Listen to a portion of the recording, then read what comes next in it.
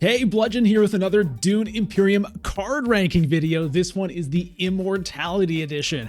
I'm going to go through every new Imperium card and Tleilaxu card from Immortality, and I'm going to give you my thoughts on each one. I'll give you sort of tips and tricks, how I like to use them, why I like them, why I don't, maybe when I like them and when I don't, and I'm going to give you a ranking of all of those cards based on my favorite to my least favorite, which is going to take into account power level of the card as well as just kind of how much I enjoy using it. I'm also going to go back through all of the cards from base game and Rise of Ix just to revisit if there are any of them that have shifted with the release of Immortality. If you haven't seen those ones, you can check out the links below for my Imperium card rankings for the base game for Rise of Ix, and you can also check out my tech ranking video for Rise of Ix. Of course, if you enjoy this kind of stuff and if you enjoy this video, please click the like button, subscribe to the channel, click that notification bell, and you can also follow me on Twitch, twitch.tv/bludgeon. You can watch me play Dune Imperium live every Sunday morning at 8 a.m. Eastern time. All right, let's get started. Now, I want to remind you that this is not exactly a tier list video because Dune Imperium is so situational. I don't really feel comfortable putting cards in tiers because I feel like that suggests that usually you should take the card in the higher tier over the card in the lower tier. I think it's just kind of too static of a way of thinking about the game. So it's going to be a ranking, and I'm going to do it by cost of the card. So I'll start with the 1 cost, then move on to the 2 costs, and so on. Let's start by looking at the 1 cost cards from the base game and Rise of Ix. So this is where we left things off last time, and let's talk about if anything has changed. I would say one thing that you have to take into account when you add in Immortality is it's going to dilute the special effects from Rise of Ix, which includes things like Unload.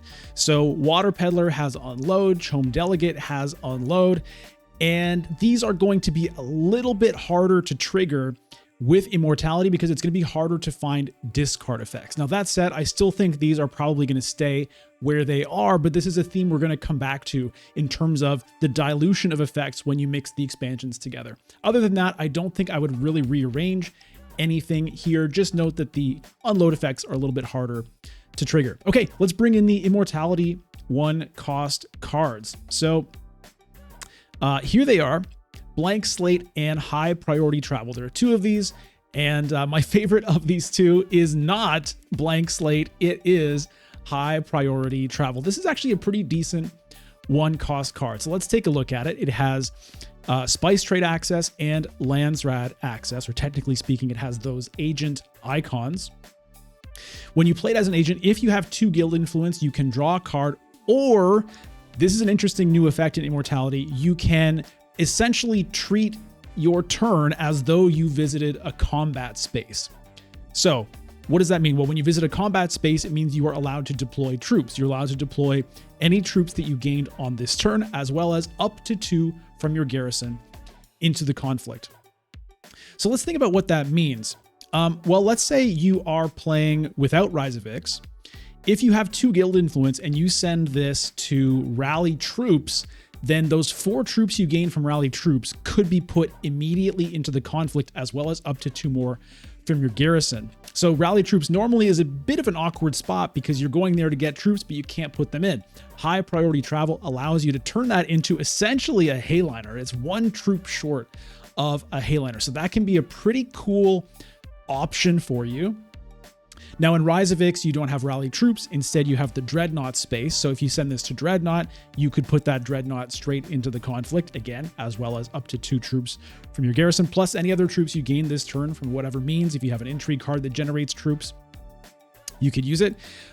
You can also do this when visiting the shipping track. So if you send High Priority Travel to smuggling or interstellar shipping and you drop down from tier 2 or higher, then those troops that you gain from shipping can be put in right away. So it kind of acts a little bit like the troop transports tech without giving you the extra troop. So it's a pretty interesting effect for a 1 cost card. And the card draw also, by the way, is quite nice. And, you know, probably that's the one you're going to use more often than the deployment. So you can send this to Mentat and draw 2, basically turns you into Ilbon. If you actually have this on Ilbon, that's going to draw 3. And of course, you can draw when visiting, smuggling, or whatever. So it's a pretty decent 1 cost card. The reveal, 1 persuasion and 1 Solari that's also sometimes relevant, right? In the race to get Swordmaster or High Council or whatever, or even just to get Mentats, a little Solari here and there can be pretty nice. So it's a pretty decent early game pickup. And later on, probably not, which is usually the case with one cost cards. So I like that one better than Blank Slate for sure. High priority travel, honestly, would probably go somewhere around here, either ahead of or behind Assassination Mission, usually. It could even go higher than these other ones. Water Peddler obviously is good for getting the water, but doesn't do anything beyond that. So anyway, pretty nice card. I would say generally better than most of these, but situational, of course. Just remember, if you have Bene Gesserit cards, this one goes basically to the front. All right, now let's talk about Blank Slate. Blank Slate, you know, it's a pretty bad card. I don't think I ever want this card. What does it do? 1 persuasion. It has 3 agent icons: City, Spice Trade, and Landsrad, which, you know, that's like kind of like a signet ring, but it's a signet ring with no ability. So theoretically, you know, it is nice to have flexibility in terms of access, but for a card that doesn't do anything else and reveals for 1 persuasion, you typically don't want to add that into your deck. Now, what does it do? If grafted, this has all the faction agent icons as well. And occasionally that theoretically could be awesome, right? If grafted. So essentially the point of this card is to pair it with a graft card to give it access to any space on the board. But practically speaking, it's hard to get the if grafted card in the same hand as a graft card. And so most of the time this isn't going to be active. You know, the dream scenario is you get this with the Slig Farmer, which we'll talk about a bit later. And then it generates, you know, 7 Solari for you, which is very nice, but it's extremely niche. So maybe if, you know, round 1, you get Blank Slate and Slig Farmer, maybe you go for it. But most of the time, this is a no thank you. So Blank Slate is like pretty much scout tier for me. Okay, let's talk about the 2 cost cards. So here's where we left things off with Base Game and Rise of Ix. In the shadows way up in front. Okay, so how does anything adjust here? Well, once again, the unload effects are harder to trigger when you throw in all of the Immortality cards, which don't have any discard effects. So Freighter Fleet in the shadows, they're a little weaker than they were before, but they're both still very good. So I don't think I would drop them from their top spots here. But the Freighter Fleet in particular, I would say goes down lower. In the shadows, still way up in front. But, you know, there are more times now where I'm going to take one of these instead of the Freighter Fleet, depending on what's going on. Everything else, nothing really has changed there. Okay, let's take a look at the Immortality cards. Bene Tleilaxu Lab, Dissecting Kit, Sardaukar Quartermaster, and Shadout Mapes. All right, well, my favorite one here is definitely Dissecting Kit. This is a really strong card. Let's take a look at it. Costs 2, obviously. It has City access, Landsrad access, and it's a graft card. So of course that means when you play a graft card, you must also play another card from your hand with it at the same time, and you get the agent icons and agent effects from both cards you play. All right, now the agent effect is trash the other grafted card in order to get a specimen. This is optional, of course. You don't have to activate this if you don't want to. But this part is really nice. It's nice to get some trashing into your deck. So you can play this with your dagger, you know, and just get rid of the dagger and turn it into a specimen. Collecting specimens is very good in Immortality because it's going to allow you to pick up Tleilaxu cards. It's going to allow you to reclaim forces to get scarabs. So that's nice. Now, what happens when you're out of cards to trash? Well, the bottom part of this is also extremely significant. You can reveal it for 1 persuasion. Okay, that's not exciting. But if you've reached your first genetic marker on the research track, which is the halfway point on the research track, then this reveals for a scarab. That is really strong. any effect that gives you a scarab is very good because scarabs give you victory points as well as intrigue cards and maybe even spice. So this is a great card because you can use it to help you get kind of, cool Tleilaxu cards, get rid of the bad cards in your deck, get some specimens. And then later in the game, when you probably don't really have stuff to trash anyway, it turns into a scarab generator. So really good. This card for me is like probably up here. It's probably in the shadows, then dissecting kit for me now. It's just really, really good. And the thing is, it kind of maintains its power throughout the game. If you get it early, you can get some trashing. If you get it late, it might just reveal you for that like key scarab you need to get one of your victory points off the Tleilaxu track. All right, let's take a look. What is the next card here? I would say among the twos, the next one for me is Shadout Mapes. This is very similar to the Spice Hunter. If you look at it, it has Freeman access, it has Spice Trade access, it reveals for a Persuasion and a Dagger. But the difference here is instead of Freeman Bond for a Spice on reveal, it has this effect. You may deploy or retreat one of your troops.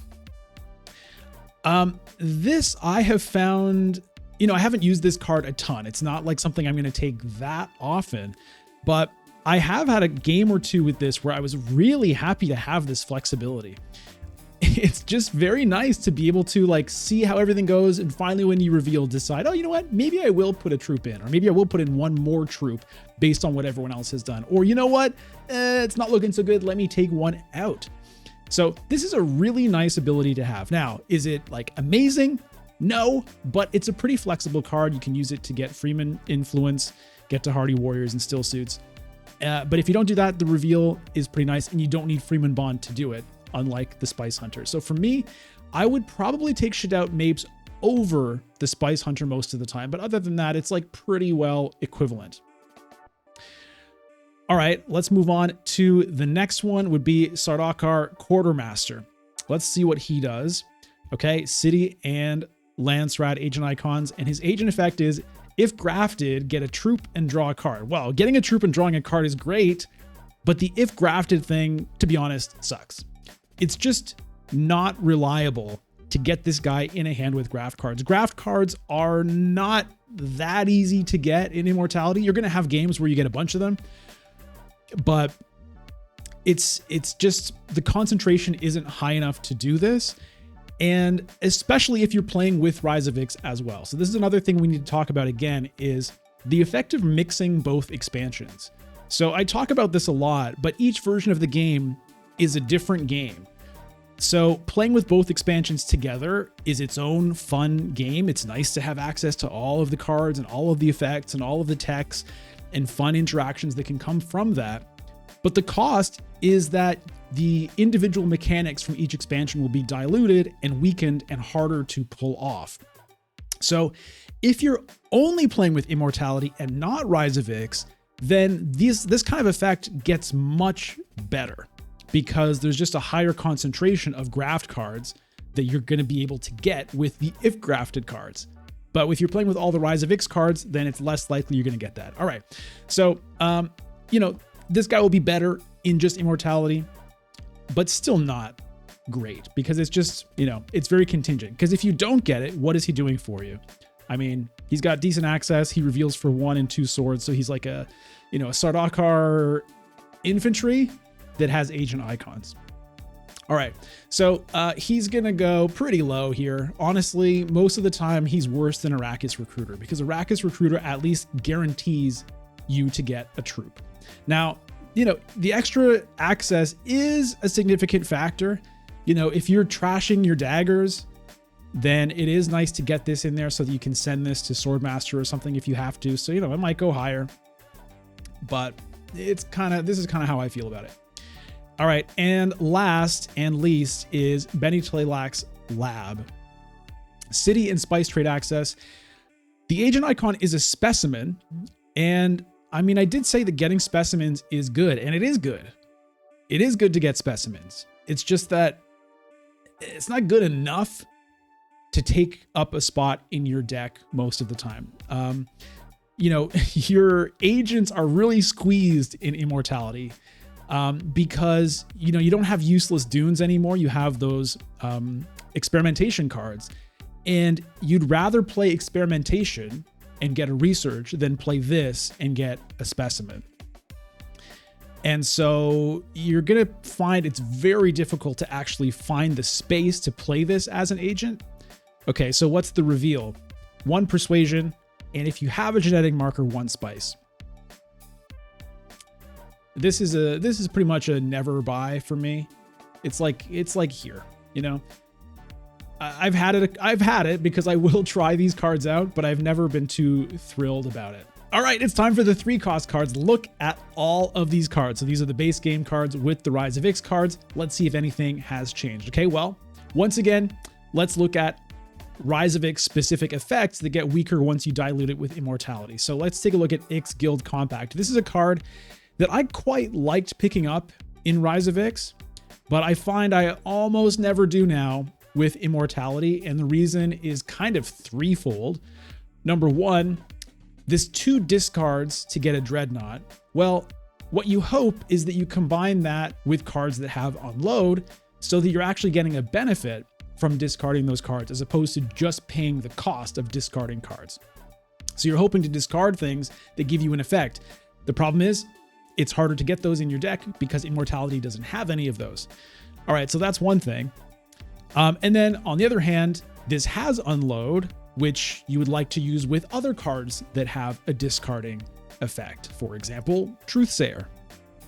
But there are fewer discard effects to go around once you add in Immortality, so it's harder to get the Unload benefit from the Ix Guild Compact. And then the third thing is just that with the introduction of Atomics, you're kind of pickier about what you're willing to put in your deck. So while this might be one of the best cards you have access to in Rise of Ix, when you have Immortality and you can just blow everything up, you might say, well, I don't have to accept this. I can blow it up and look for something else. So this is a card that gets nuked more often than it gets picked now. So this is going to drop down quite a bit. I'd say it probably goes down somewhere around here for me now. I'll probably take Chris Knife more often than that these days. I'd probably even start bumping some of these up. Bene Gesserit Initiate is probably going to move up. Maybe even something like this now.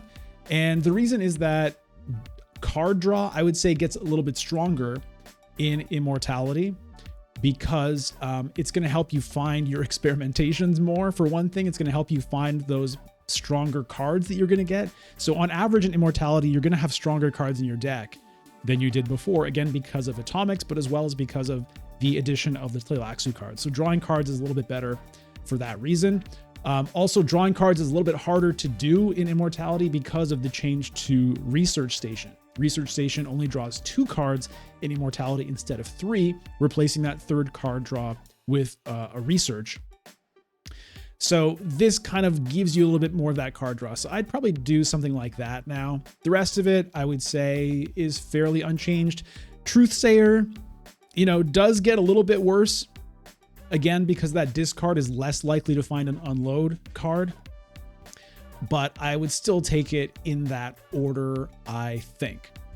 Sayadina is maybe a little bit harder to use just because Research Station is a little bit more valuable in Immortality. Even though it's drawing you fewer cards, the research is quite strong. So it might be a little bit harder to get the water for that, but it's probably still something like that. You could shift them around a little bit, of course, but that's going to be it. All right, let's bring in the Immortality 3-cost cards. So here they are. We've got 6 of them: Corrupt Smuggler, Organ Merchants, Plan Coupling, Show of Strength, Spiritual Fervor, and Tleilaxu Surgeon. So the best one here is Tleilaxu Surgeon by far. This card is quite nuts. All right, let's look at why. First of all, it has Emperor and City access. So right away, it's already good, right? Basically, a 3-cost card that has faction access is already worth at least thinking about, just because faction access is good. Okay, but it's Emperor access, which typically, once you have 2 influence with the Emperor, you often don't care as much. But it's really all about this agent effect. So if you play this Surgeon as an agent, you can sacrifice 2 specimens or pay 2 specimens in order to get 2 scarabs. This is monstrously strong. Scarabs, like I said earlier, are very, very good to get. Each one is really, really precious because that's moving you along the Tleilaxu track, which is getting you intrigue cards, and more importantly, it's getting you victory points. And if you're the first to get to the first victory point, you're also getting 2 spice, and this guy's going to help you do that. So if you have this guy in your deck, there's a very good chance you're going to make it all the way to the end of the Tleilaxu track, which is worth 2 victory points, I think 2 intrigue cards, and maybe that 2 spice as well. And if that wasn't good enough, he also reveals for 2 persuasion. This is frankly absurd. It's kind of like Shifting Allegiances revealing for 2 is honestly pretty absurd, because I don't know that a card that is that good as an agent should also just be like a free 2 persuasion on reveal, but it is. On top of that, you also get this extra effect, which is if you reveal the card, you can lose 2 troops to get 2 specimens. So this is kind of going to help. You know, sometimes when you have this guy, you don't have the specimens on hand to actually use it, which feels really bad. But if that's the case, then the reveal will help you for the next time you draw him, or maybe you use those specimens to pick up a cool Tleilaxu card or reclaim forces. So what does lose 2 troops mean? It could be troops either from your garrison or troops that are deployed. You can mix and match that. So you could lose 1 deployed troop and 1 garrison troop, however you want, just 2 troops from that area. So this card is like here, maybe right up to the top, maybe more than Shifting Allegiances. It's that good. So sometimes I might take the Shifting Allegiances over this if I really feel like it's going to help me, you know, get and keep some alliances. But a lot of the time I'm going to take the Tleilaxu Surgeon over Shifting Allegiances just because of how strong those scarabs are. All right, so we'll put him there for now. All right, let's look at the next one. All right, next up here is Planned Coupling. Planned Coupling is a very nice card. It has Graft and it has a Bene Gesserit icon. So again, if it has a faction icon, it's worth looking at. It has Graft, which again means you need to play it with another card. And it draws you a card when you play it. Now, this is quite a nice thing that a number of Graft cards have, which offsets the disadvantage of having to play another card with it. Now, playing another card with it also is an advantage because it's going to allow you to get more agent effects squeezed into your 3 agents that you typically have in a round. So for example, you could play your experimentation with the Planned Coupling and you don't have to visit, you know, Haga Basin for no reason. Just to get your research, you can instead go to Selective Breeding with your experimentation, which is quite good. But having to play multiple cards with the Graft does make it a little tricky because you might run out of cards to play as agents later on, or it's going to kind of nerf your persuasion or your reveal for the round. So being able to draw a card at the same time is really, really good. So obviously, you know, the main thing that you would like to do with this is send it to Selective Breeding and draw 3 cards. Of course, playing it to Secrets and drawing 1 card as well as drawing an intrigue card is very nice. But the thing with this is you can also just graft it going to another space. Like maybe you're sending your experimentation to interstellar shipping and, you know, the Bene Gesserit slots are taken, or you're just not going to be able to get there. You don't have the spice to do it or whatever. You can just play this Planned Coupling kind of just to replace it, just to cycle it, draw a different card instead. So it's pretty much never going to be a dead card. It's going to be helpful, or it's going to be as though it wasn't in your deck in the first place, essentially. Unless, of course, you draw it with your final agent, and then it's only 1 persuasion. But this, I would pick, usually I would take this over a lot of these other 3-cost Bene Gesserit cards. It's probably, you know, maybe like around Truthsayer level for me. So maybe a little less, maybe a little more, depends on whether or not I feel like I'm going to be able to take advantage of that graft. You know, if I feel like I really need the persuasion, then maybe I take these ones over it. But again, playing this can help you find other cards to give you persuasion. So usually I'm going to take this one more than these, but it's like roughly around this kind of level. All right, next. Spiritual Fervor. Now, this card doesn't really do much. It's essentially experimentation on reveal without giving you the research on agent play. But this is what this card is all about right here. Whenever you acquire this card, you get 1 research, which on its face, I don't think really looks that exciting. But the more you play Immortality, the more you realize that every research is quite important. You know, this could help you get a specimen that you need on reveal to get, you know, one of the good Tleilaxu cards. This could help you get that specimen you need to cash in for Reclaim Forces to get your final Scarab to get a victory point.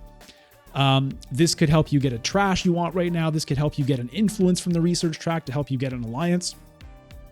It could help you move towards the end so you can start drawing cards with your Tleilaxu Master, which we'll talk about later. So research is precious. It's not that easy to get beyond playing your experimentations or visiting research station. And so getting one on card acquire can be quite strong. The reveal for specimen is okay. That can be helpful. But a lot of the time with this card, what you ideally want to do is acquire it, get the research, and then find some way to trash it before you ever draw the thing. That's kind of the main purpose of this card. And if you can get that done, you're quite happy. But it's worth picking up often, even if you can't trash it, just to get that research. So this one is probably going to go, honestly, it's probably going to go somewhere around like here. Quite situational, as always. By the way, this also helps you get to your genetic markers, right? So you can start putting Tleilaxu cards on top of your deck or trigger cards that need genetic markers. So it's probably something like that often for me. All right, next up, Corrupt Smuggler. Okay, it has Spacing Guild and Freeman tags, so it counts as a guild card and it counts as a Freeman card, so that can get you Freeman Bond, for example. It goes to the guild, so that is nice. So this guy can get you to Fold Space and it can get you to Hayliner, which sometimes can be very important, but also sometimes not that big a deal. Or it can go to Spice Trade, so it can get you to Smuggling. It can get you to Interstellar Shipping. The agent effect, if grafted, get 2 Spice. Well, again, the if grafted thing, for the most part, is not that great. I talked about it already, so all the things I talked about before with if grafted applies to him. Now, 2 Spice is a pretty nice reward, so if you do have a decent number of graft cards in your deck, this guy can be really, really nice to have. You know, getting 2 Spice like that, essentially for free, is, you know, nice. But if you don't have enough graft cards, he's not very exciting. The reveal, 1 Persuasion, 1 Sword, not very exciting either. I'd probably put him somewhere, you know, somewhere here, you know, compared to the space travel. I'm going to want the space travel more often because it draws a card and is 2 Persuasion. This guy can get you to more spaces, but you, again, as far as Spice Trade goes, you typically want to be playing your experimentations for that. So it's probably something like there-ish, but, you know, it's kind of like broadly here. Basically, it's a card I don't take very often. Next up, Show of Strength. This is such a weird card. All right, it's an Emperor card. It's a Freeman card, so it can trigger Freeman Bond. Okay, it has these gray agent icons. What does that mean? Well, there's a few cards in Immortality that have something like this. It means that it doesn't have any agent icons unless some condition is met. So here it says, if you have more deployed troops than each opponent, this has Landsrad and Spice Trade agent icons. So you need to have more troops in the conflict than anybody else, not equal to, but more, in order for this thing to have agent icons. So what does that mean? It means you cannot play this as your first agent. Typically, you know, I guess you theoretically could if, you know, the conflict for this round is like a battle for Arakeen and you've previously won, you know, you have control of Arakeen, so it gives you that defensive troop. In that case, you could play this as your first agent, but most of the time it means you can't. You'd have to spend your first agent going to like Hardy Warriors, and then on your second agent, you probably have the most troops, and you could then play this to Landsrad or Spice Trade. So that's a tough condition to meet. It is doable. And the reward is you draw 2 cards when you play it. Now, drawing 2 cards is very good, but it's pretty hard to get that to work. All right, but the trick with this, it doesn't say if grafted on here, but essentially this card is kind of like an if grafted card. This card wants to be grafted because if you graft it to something else, so for example, let's say you graft it to planned coupling. Well, when you graft cards, what happens? You get all of their agent icons and you get all of their agent effects. Okay, so maybe I play this as my first agent. I graft it to planned coupling and I go to secrets. I don't need this to have any agent icons in order to graft it. And this card draw is not contingent on meeting this condition. This is a common mistake people make. They think you can only draw cards if you have more deployed troops. No, the deployed troops thing is only about whether or not it has agent icons. It has nothing to do with this 2 card draw.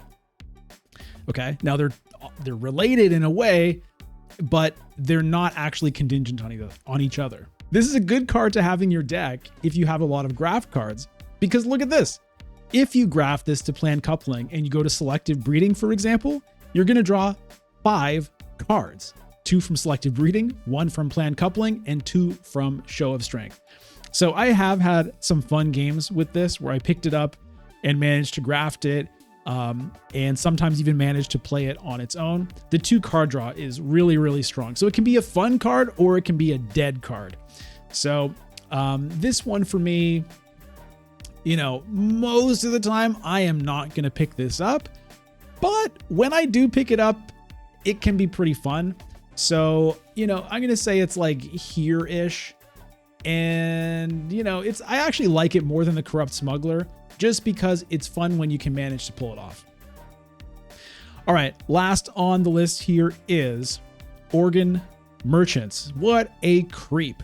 Okay, he goes to city and spice trade spots, and his agent effect is pay a specimen to get 4 Solari. Okay. This can be nice. This can help you get your Solari you need for your Swordmaster or your High Council seat or a Dreadnought or what have you. If you're Yuna, this is going to be 5 Solari. So it can be nice, but it can usually kind of be not what you want. Paying a specimen is not really that small of a price. Specimens are not that easy to get. You pretty much just get them from either revealing experimentations or playing experimentations, but when you play the experimentation, you get a specimen maybe like half the time. So, and you want those specimens, you know, to be able to buy cool Tleilaxu cards or even just to reclaim forces. So paying one, you know, it's a real cost, and sometimes you're very happy to do it, but other times you just don't have any specimens when you draw this guy, or you do, but you're not willing to pay them. All right. In the reveal, 1 Solari and 1 Persuasion. It's all right, but on a 3 cost, you know, it's a lot less exciting than it was on the high priority travel, which costs 1, which means you're more likely to get it early. It's all right. And again, for Yuna, that's 5 Solari and 2 Solari. Maybe it's worth it. So occasionally I'm happy to have this. Most of the time though, I'm not. So it's probably kind of around here for me. I'd probably take the local fence over this, you know, most of the time. 4 cost cards. Here's where we left things off in the Rise of Ix video. So these are the base game and the Rise of Ix cards. Has anything changed here? Well, I would say not particularly. I think the sequence I would take these cards is really unchanged. The Guild Chief Administrator does get worse. Again, because discarding a card is less likely to find you an unload card to discard, so it's not as good. The trash also is less likely to find you an unload, so in that way, it's like doubly not as good. It's still, you know, decent, but when you're adding in Immortality, it's not as good. So I would probably drop this maybe even down here now. I think Freeman Camp is a better pickup. I think Other Memory is often a better pickup. There are more cool Bene Gesserit cards in Immortality as well. The Spice Trader is more likely to do something useful for you. I mean, this still can be nice. You know, getting trash while visiting a faction space and you do have some flexibility with where you send it, it still can be good. It's just less often going to be as good. Yeah, I'd say that's probably where I'm going to leave it there. Let's move on to the Immortality cards. Here they are. We've got 5 of them: Bene Tleilaxu Researcher, Clandestine Meeting, Interstellar Conspiracy, Lisan Algabe, and Throne Room Politics. The best one of these for me is certainly Throne Room Politics. Basically, it's like In the Shadows, except like not as good, even though it costs 4. So it's in some ways better and in some ways worse. All right, so it costs 4. It's an Emperor and a Bene Gesserit card. It can go to Emperor spots. And if you do that, it's going to give you a troop and a card trash. All right, well, that's pretty nice. So a faction card that also is going to give you a troop and a trash.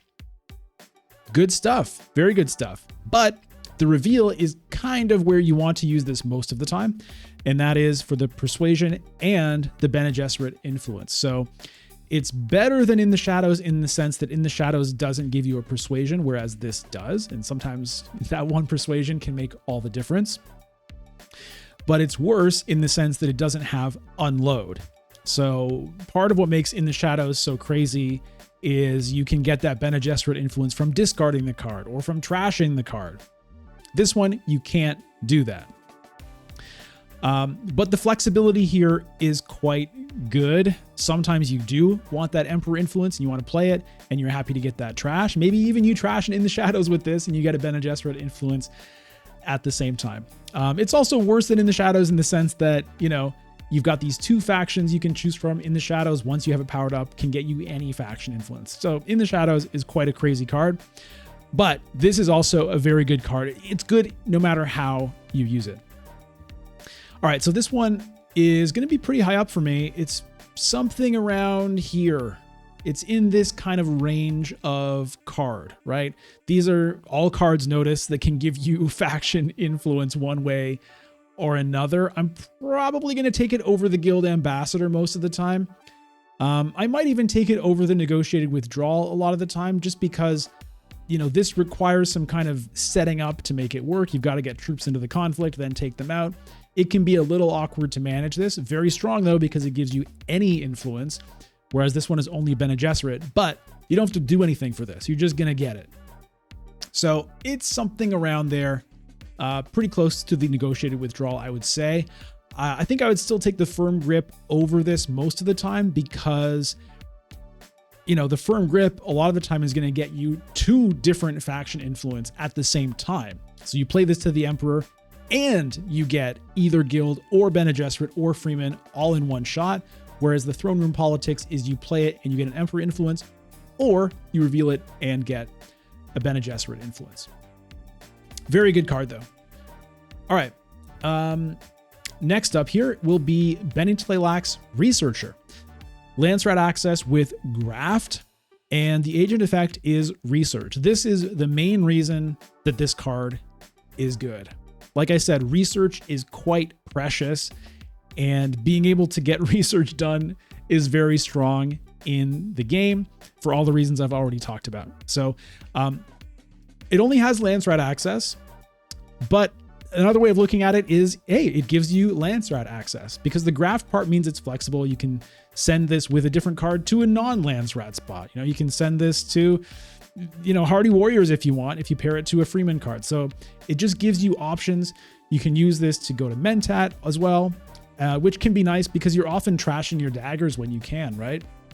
So it's nice when you can get Lance Rat access into your deck with a card you're happy to have in your deck. So this fits that criteria. So this part makes it very strong, but the next part is quite good as well. 1 Persuasion reveal. Okay, that's not good. But if you have your first genetic marker, it gives you an extra Persuasion. So it's going to reveal for 2 if you have that first genetic marker. If you have both genetic markers, in other words, if you're all the way to the end on the research track, then it's going to give you another one. So it's a 3 Persuasion reveal. 3 Persuasion reveals are very strong, and they're very few and far between. You've got Jessica, you've got Peter DeVries, you've got Imperium Ceremony, which we'll talk about in a moment.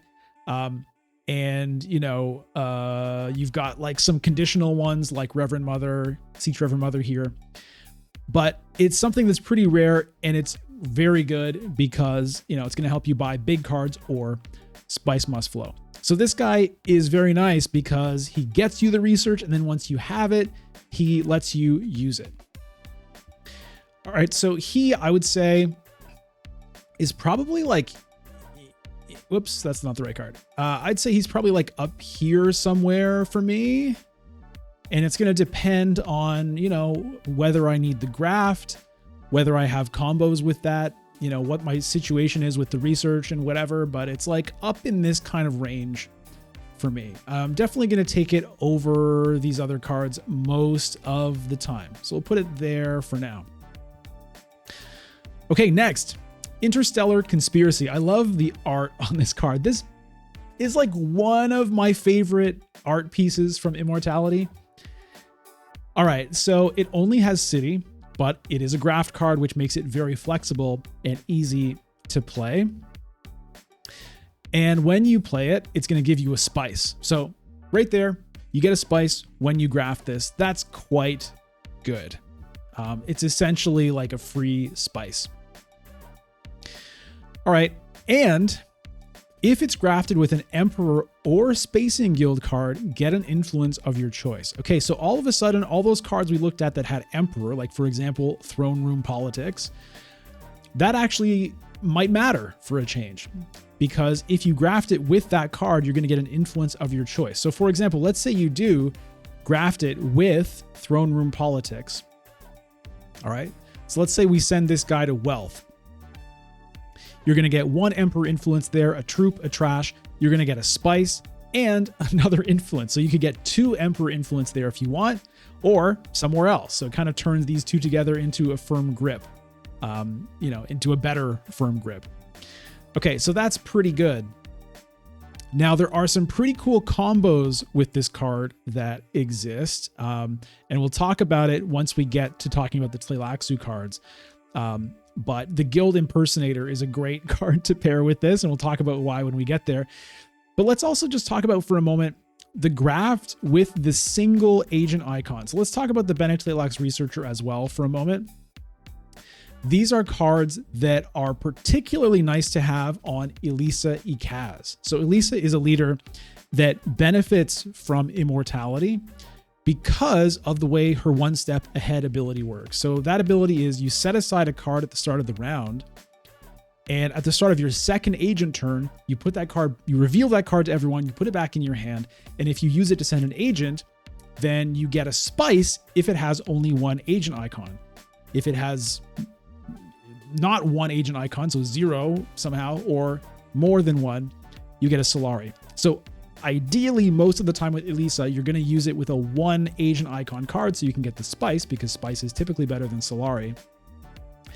But it can be a challenge to make that work because it's only one agent icon, right? So if it's a city agent icon and, you know, by the time you get to your second agent in a round, which could theoretically be the 8th agent in that round, you know, Arakeen and Karthag might be gone and you might not be able to get to Siege Tabor and you can't play the card and get your spice. But with Graft, it makes it way easier to make that work. So for example, you set aside the Bene Tleilax Researcher, and on your second agent turn, okay, maybe the Mentat's gone and maybe you can't get anywhere else, but whatever, I'll just graft it to my experimentation, go to Interstellar Shipping, and I still get the one spice. Okay, so that goes for Interstellar Conspiracy as well. So in that case, you would actually get 2 spice with Elisa. All right, so very nice stuff there. Interstellar Conspiracy, though, by the way, it reveals for 2. All right, so this is kind of what really makes this card worth picking up, because, you know, you're not always going to get this effect. And the spice is good, but it is costing you a card from your hand to get it. So being able to just reveal it for 2 is a very, very nice bonus. And again, it means that if you're drawing cards at the end of your, you know, with your final agent, desperately trying to get to a persuasion threshold to hit a spice must flow, having this card in your deck, you're going to be happy it's there in that case. So I'd probably put this like here. You know, it depends what's going on, of course, but it's like somewhere in this kind of a range, I would say. Okay, we'll put it like here for now. And the art definitely elevates it. All right, next up on the list here, Lisan Al Gaib. All right, so it gets you a spice when you buy it. And honestly, this part right here, I would say, is like the main reason this card gets picked up. Just for the spice on acquire. Okay, let's talk about the rest of it. It's Bene Gesserit and it's Freeman, so whenever that matters, that's there. It can take you to Freeman spots, it can take you to cities, it can take you to spice trade spots, and the agent effect is if you have another Bene Gesserit card in play, get a Freeman influence. All right, so that means that theoretically, if you already have a Bene Gesserit card in play and you send this to still suits, you're going to jump up 2 with the Freeman. So this can be very good. If you have enough Bene Gesserit in your deck, you know, this can really help you get that Freeman alliance. But, you know, it's not that easy to make that work. And, you know, sometimes even if you do, by the time you kind of get it to work, someone else might already have the Freeman alliance and it's not going to kind of matter. So it's a card that sometimes is quite nice and a lot of the time is just kind of whatever. Now, what if you graft it? So with all of these cards, we have to think, what if you graft it? Okay, so if you graft this with a Bene Gesserit card, then that means the other Bene Gesserit card is in play. So you can do it in the same agent. So theoretically, with your first agent, you could graft this with Planned Coupling, the 3-cost card we talked about earlier, send it to Hardy Warriors, and immediately jump up 2. So, you know, sometimes you can get some cool stuff out of it. It's just not that easy to do. And the reveal is 1 Persuasion, and if you have Freeman Bond, 2 Swords. It's a pretty weak reveal here. So the top part of the card wants you to have a bunch of Bene Gesserit concentration, and the bottom part wants you to have Freeman concentration. Those things are kind of at odds with each other. And so this gets back to the point earlier, which is sometimes this is worth picking up just for the spice. You'll see this card picked up kind of later in the game a lot. You know, someone can't hit their spice must flow, and there's not much that's worth picking up, but it's like, you know what? I really need a spice to, you know, hit Hayliner next round, or to be able to get to selective breeding, or to be able to pay off my Chome shares, or whatever it is. This, I find, tends to be what this card ends up being about. I'm going to put it like it's in this kind of area. It's, I'd probably take it over these. I might even take it over the Spice Trader, because at least it just gives me a spice immediately. And it can get me to Freeman and has that potential payoff. But the nice thing about the Spice Trader is that 2 Persuasion. And, you know, it's something like that. All right, and last up here for the 4 costs, it is Clandestine Meeting. This card makes me sad because I think it's an interesting design, and every time I see it, I'm immediately like, ooh, a Clandestine Meeting, and then I remember what it actually does. So it's a Bene Gesserit card that costs 4 and has no agent icons. No agent icons is a massive red flag. No agent icons is, you know, your spice must flow, which you're usually unhappy to draw. It's your convincing argument, which you might be happy to draw, but sometimes screws you when you draw, you know, both of them and your spice must flow and your Sardaukar infantry. It's not good to have no agent icons. All right, so what does it say? And it says here, this card has no agent icons. Do the other ones say that? Anyway, it doesn't. The effect, though, it's like, oh my god, look at this effect. Bene Gesserit influence and an intrigue card. That's an incredible agent effect, but it has no agent icon. So this is another one of those cards that's saying, graft me, baby. Please, please graft me. So if you've got a bunch of graft, this could be good. But the problem is, it's hard to have enough graft to make it reliable. Even if you do have a deck with like 3 graft cards, even 4 graft cards in your deck, you're still sometimes not going to draw them. And so this card is like, this is pretty much a never buy for me. I'm looking forward to the game when I can do it, but I pretty much haven't found that game yet. Now it does reveal for 2. And so that does give you some insurance. If you decide to take a gamble on this and pick it up, you know, it's not the worst. It's a convincing argument. And that's the problem, is a lot of the time, this is a convincing argument that costs 4. All right. So this is like, kind of around here for me. You know, sometimes I'd rather have Duncan. Sometimes I'd rather have this. Most of the time, I don't want any of them. All right. 5 cost cards. Here's where we left things off. How have things changed? Well, it really pains me to say this, but power play, I feel like, has really dropped in value as we've added the expansions in. It dropped in value with Rise of Ix because the shipping track giving out more influence to people, making it easier for people to pull off tricks where they get 2 influence in one round by getting shipping plus, you know, Shuttle Fleet or Leto's Ring plus the shipping track, or Memo Quarters plus the shipping track. It devalued power play, but I still would take it over a lot of these cards in that case. But often in many cases, even in Ix, it falls down. But when you add an Immortality as well, it just kind of keeps getting worse. And it's just for the reason that there's just so many other ways to get persuasion now. You can get persuasion from the research track. There are these graft cards that give you extra ways to get persuasion.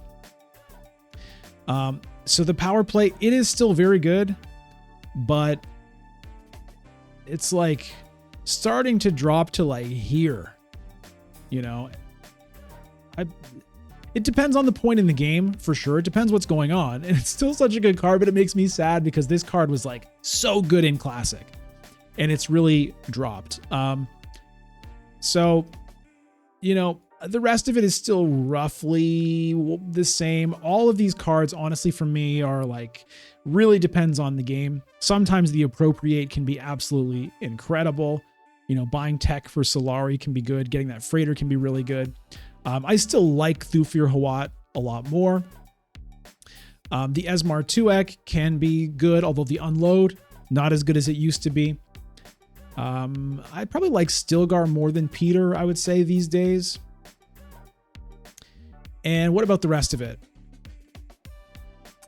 I'd say the rest of it is still roughly similar. All right. I feel like Sardaukar Legion is dropped somewhere in here, but anyway, it's not a big deal. The Ixian Engineer, you know, when you have the text, is a lot better than these cards because it's going to get you a point, but often you don't have the text. The Cheney for the water is sort of relevant with Immortality, making research stations sometimes quite key for getting that research that you need to get your final Scarab to get a victory point. So that might be up a little bit more now. Anyway, roughly something like that. All right, let's bring in the Immortality cards. We got 4 of them: Keys to Power, Replacement Eyes, Still Suit Manufacturer, and Tleilaxu Master. All right, well, they're all good, but Tleilaxu Master is just really stupid. It's a stupid card, okay?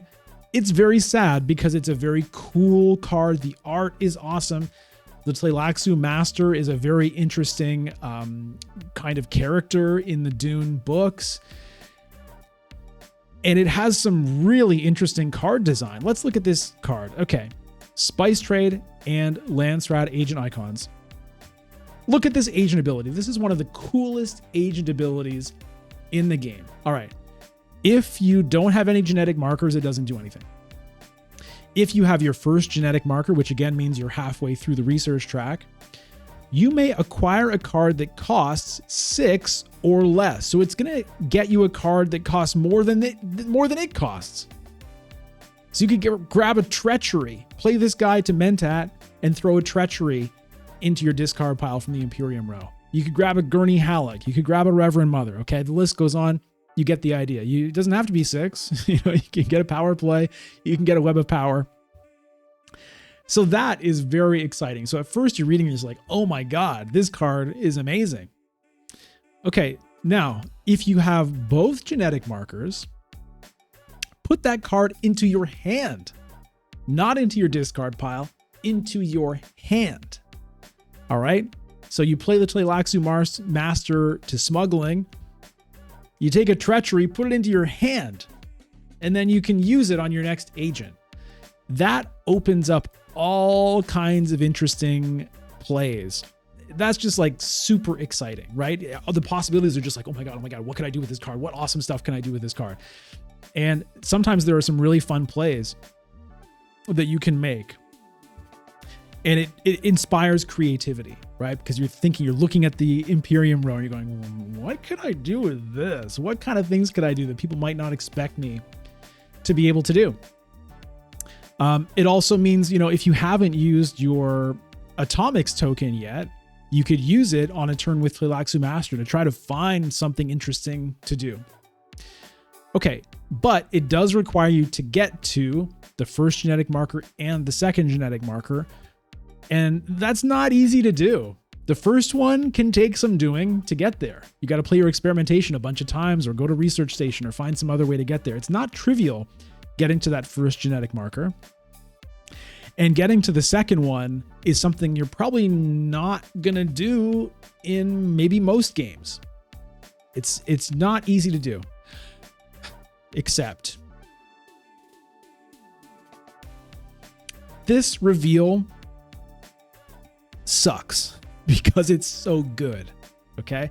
What do I mean by that? All right, revealing for 1 persuasion, whatever. 2 research on reveal is like the most overpowered thing that could possibly happen. Obviously not.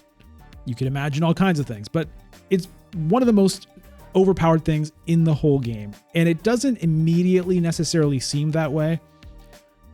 But, you've seen how highly I've ranked cards that just give you 1 research. Like, even one that just when you buy it, it gives you a research and then it doesn't even do anything else but clog up your deck. And that's a card people will usually buy.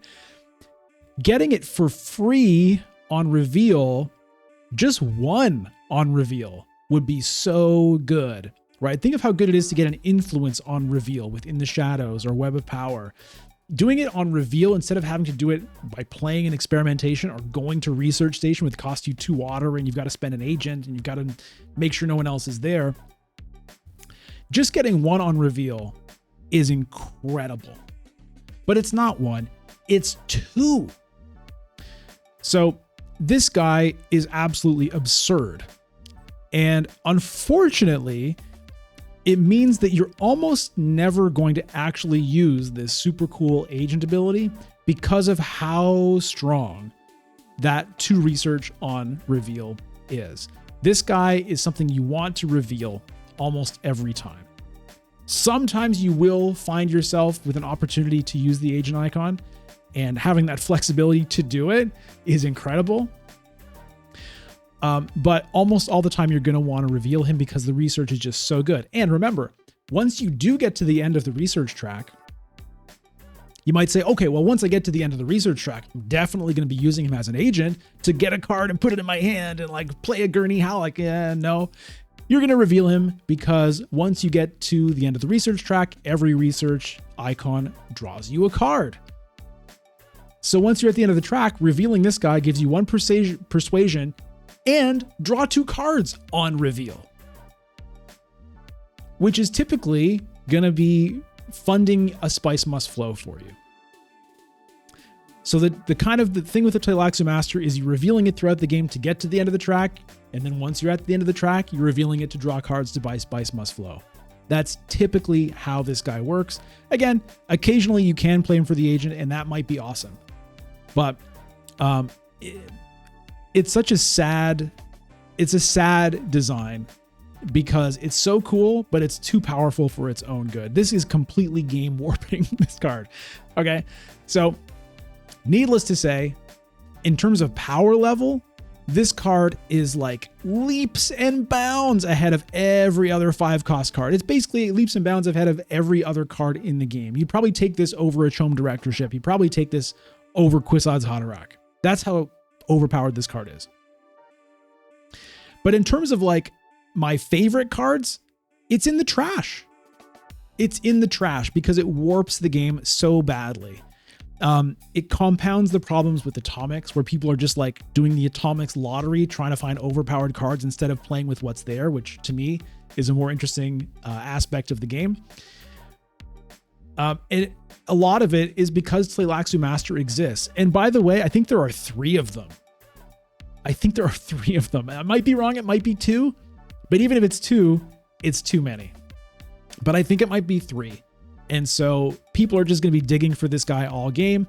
And if somebody happens to get this early, it's fairly game warping. It's not a guaranteed win. I've definitely lost with Tleilaxu Masters, even with 2 Tleilaxu Masters, but it's just way too good. All right. So in power level, it's way up here, and that's where I'm going to leave it. But it's a really unfortunate card to exist for the overall fun of the game. All right. Next up, Replacement Eyes. All right, so it goes to cities and it has graft. The agent effect is trash a card to draw a card. And once again, of course, this is optional. But that's pretty good. That's pretty good. So being able to get rid of your bad cards is always a good thing. But giving the card draw is a really good thing. So, this is going to help you get rid of your daggers or your reconnaissance or whatever. And it's going to help you draw a card at the same time. Note, you do not have to trash the card that you graft. You can, but you don't have to. You can trash a card from your hand. You can trash a card from your play area. You can trash a card from your discard pile. So, very nice. Now, it has this thing. When this card is trashed, get a scarab. Okay, this is basically the same as the assassination mission kind of effect. So, it's just, if this card is ever trashed by any means, which could be from itself, then get a scarab. But it could be from something else. This could be sitting in your discard pile, and you could go to selective breeding, trash this out of your discard pile. It's going to get you your scarab. So this is a really, really nice card because of the flexibility, because of the way it's going to help you improve the quality of your deck while getting through your deck. And then when you need it, you can just get a scarab out of it, and scarabs are very strong. So Replacement Eyes, very good. I'd probably take this. Honestly, it's really up here. Always situational, but it could be just behind, not just behind. Nothing is just behind Tleilaxu Master, but it might be the next highest on the list after Tleilaxu Master. Sometimes it's not. Sometimes I'd rather have these other ones. But quite often, it's going to be there. All right, next, Keys to Power. This is my other favorite, I think, art piece from Immortality. It's just a beautiful picture. Okay, so it has Spacing Guild and Bene Gesserit, a very unusual combination of faction tags there. Now, here's what's confusing. There's also an Emperor icon on this card, but we'll talk about that in a moment, but it doesn't actually go to Emperor. It goes to Guild and it goes to Bene Gesserit. So it goes to these 2 spots it says up here, which is totally, logical. It can also get you to Landsraad, but I often get confused in my head because I just see these 3 images kind of as one. And anyway, it can't go to Emperor spots, but it cares about Emperor influence, which can be confusing. So when you play this as an agent, if you have 2 influence with the Emperor, you get 2 spice. That is really tasty. Being able to get 2 spice on an agent is really good. It's one of the reasons I enjoy having Worm Riders sometimes. The Corrupt Smuggler from before that only does that if you graft it. This guy, you just need to have 2 Emperor influence, which is not that hard to do. Typically, you're going to visit Wealth at least once, so you might go back there. But he doesn't help you get it. When I say he, I mean this card. So you're going to have to find other ways of getting that influence, but it's not that hard to do. And again, 2 spice on play is great. So that means, you can play this to selective breeding and immediately get your spice refunded from it. Wonderful. Or you can go to Hayliner and effectively pay for spice. You do have to have the spice to get there first, right? So if you don't have any spice on you, you cannot send this to selective breeding because you need to pay the spice before you can send the card there, before you can activate the agent effects. But that's really nice. Or just a spice build up. You send it to Fold Space, whatever. Send it to Mentat. Getting spice on agent is nice. And if you can't do that, 2 Persuasion Reveal. Very nice. This card is probably, it's kind of like up here for me. Situationally, I'm probably going to take it more often than Esmar, except in the very early game. So it's probably something along these lines, but it's, like that. All right, next up, and some people are going to think I'm crazy for putting this one last, but Still Suit Manufacturer. Okay, this can be an amazing card. Let's take a look at it. Freeman goes to Freeman spaces, goes to city spaces. When you play it, get a water. Okay, so right there, that is similar to Stilgar, but it's missing the spice trade access. What else though? Okay, if you have the Freeman Alliance, when you play this as an agent, return this card from play to your hand. All right, so let's say, for example, that I'm sitting at 3 influence with the Freeman. No one has the Alliance yet. Okay, I can play this guy to Still Suits, get 2, make that 3 water, 1 from Still Suits, 1 from the agent effect, and 1 from getting to 4 influence and getting the Alliance. That's pretty good. Then what? Then, because I have the Freeman Alliance, I take it from play and put it back in my hand again. Then for my next agent, when it comes back to my turn again, maybe I go to Hardy Warriors. I spend one of those 3 water that I just got, go up another influence, throw in my troops. I still have the Alliance. Oh, I'll put him back in my hand again. Then when my 3rd agent comes around, maybe I play this guy to Carthag. Do all the things Carthag does, get another water, bring him back into my hand again. So if you have the Alliance, you can play this guy theoretically for each of your agent turns. So that does a bunch of things. First of all, it gets you the effect of this. You're going to just drown in water. Still Suit Manufacturer, thematically appropriate. But it means you're not spending other cards to go to agents, so you're going to have a strong reveal at the same time. Let's look at the reveal, because if you do that, you're going to be playing him as an agent, or her, I guess, by the looks of things, as an agent. And then you're also going to be revealing the card. 1 Persuasion, but also Freeman Bond 2 Spice. All right, so 2 Spice on reveal is very good if you can get it. Okay, so the Still Suit Manufacturer can be a really, really strong and really, really fun card if you can get the Freeman Alliance and hold on to it. If you have other Freeman cards to bond with it. Now, maybe you can only do one of those things. Maybe you can't get the Alliance, so you just keep it and reveal it for Spice. It's okay, but it's 1 Persuasion. It's good, but this is really about having that Alliance and having the Freeman Bond. That's what makes this incredible.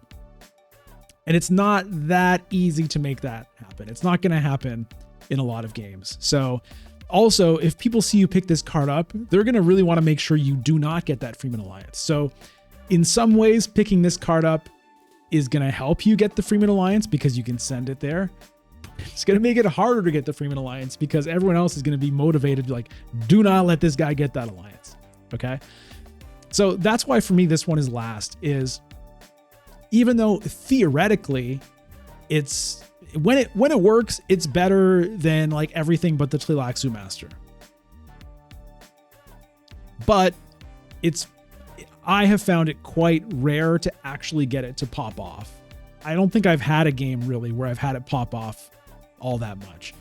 You know, I've picked it up and basically it's been a worse Stilgar. I play it to Freeman and I get water. But then I reveal it for 1 persuasion instead of 2 and 3 swords.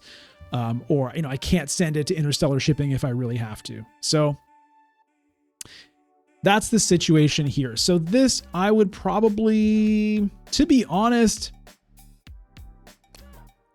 it's like around here for me on average. Again, when it pops off, it's incredible. It's way up here. When it doesn't, it's, you know, it's probably like there. So that's the deal with still suit manufacturer. We'll put it there for now. On to the 6 cost cards. Here's where we left things off with Rise of Ix. Has anything changed? Yes. Once again, unload is weaker. So treachery is not as good because it's harder to get that unload to happen, but it's still very good.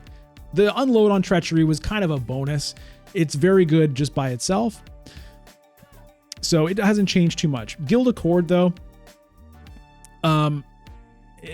this is a card I almost never take now, and I almost never see anybody take now. It kind of drops, I feel like. It's like roughly here. I think I probably end up taking Worm Riders more often these days. It still can be nice, but it's just a card that gets nuked more often than it gets taken, I would say. So let's put it there. Let's bring in the new Immortality 6 cost cards. We've got 2 of them here, Imperium Ceremony and Long Reach. Well, my favorite one of these for sure is Long Reach. I love this card so much. This might be my favorite card in all of Immortality just because of the possibilities that it creates. Let's take a look at it. So it has these gray agent icons, which again means they don't exist unless you meet some condition. What is the condition? If you have another Bene Gesserit card in play, then it has Landsraad, City, and Spice Trade access. So that's standard kind of Bene Gesserit trigger. The difference is this one, if you don't have another Bene Gesserit card in play, then you can't play the card as an agent, or can you? Well, okay, what happens if you do manage to play it as an agent? You're going to get one of the best effects that exists in the game, which is choose 2 influence. So choose 2 of Emperor, Guild, Bene Gesserit, and Freeman. So this means you can't choose 2 of the same one. Choose 2 different ones, okay? That is so good. The reveal 1 persuasion and 1 intrigue card, you know, okay, whatever, nice, but it's all about this agent effect. All right, so everything we talked about with the previous cards that have this gray effect also apply here. So don't get it twisted. You don't need to meet this condition to get this effect if you play the card somehow, for example, by grafting the card. So this is kind of what you want to be doing. If you can get the Long Reach, you definitely want to have some graft cards in your deck so that you can cheat this card out by sending it to wherever the graft card goes. You don't need to have its own agent icons and you still get the benefit. That is the big plus of this card. Now, it's not easy to get a high concentration of graft cards in your deck, as we have discussed. And on the other hand, you might be able to get enough Bene Gesserit cards in your deck that it's worth picking this up, even without that graft possibility, just because of how strong this is, if you can pull it off. And, you know, if you can't pull it off, revealing for an intrigue card is pretty good. But now, the best combo with this for sure is with Gola, which we're going to talk about later. But getting the double effect is just like the best thing ever. You can check out a video on my channel called I Finally Got the Craziest Combo in Dune Imperium, and you can see me there holding the Infinity Gauntlet. It's one of my favorite games I have played. So the possibilities of this card just make me love it so much, and it goes straight to the top for me. Now, what does that mean? It doesn't mean I buy it more than these other cards most of the time because of all those situational things I talked about. So, you know, sometimes this is in the Imperium row, and I just don't pick it up because I don't feel like I can actually get the benefit out of it. But it's my favorite card to get when I feel like I can pull it off. And every time I see it, I start thinking, what can I do? What can I do? Can I make it work? Can I get away with it? All right, so it's going to go up there for me. The next one here is Imperium Ceremony. 6 cost, Emperor and Guild tags here. It goes to Emperor, Guild, and Freeman. So a nice selection of agent icons there. And the effect is, look at the top 2 cards of the Intrigue deck, keep one, and put the other one back on top. So this is essentially the same thing as Hundro's leader ability that he starts the game with. So that's a very nice thing to do. Drawing an intrigue card is always a good thing. Always star. It's usually a good thing to do in Dune Imperium because intrigue cards can really help change your game. But of course, you never know what you're going to get. So being able to look at the top two and picking whichever one is best for you in that moment really is quite a good thing to do. It also means you know what the top card of the intrigue deck is. So that gives you knowledge about what your opponents might be up to or what they're going to get if they get an intrigue card, or maybe it's a card you want to get yourself. So that's a really, really nice thing. Now let's look at the reveal, 3 persuasion.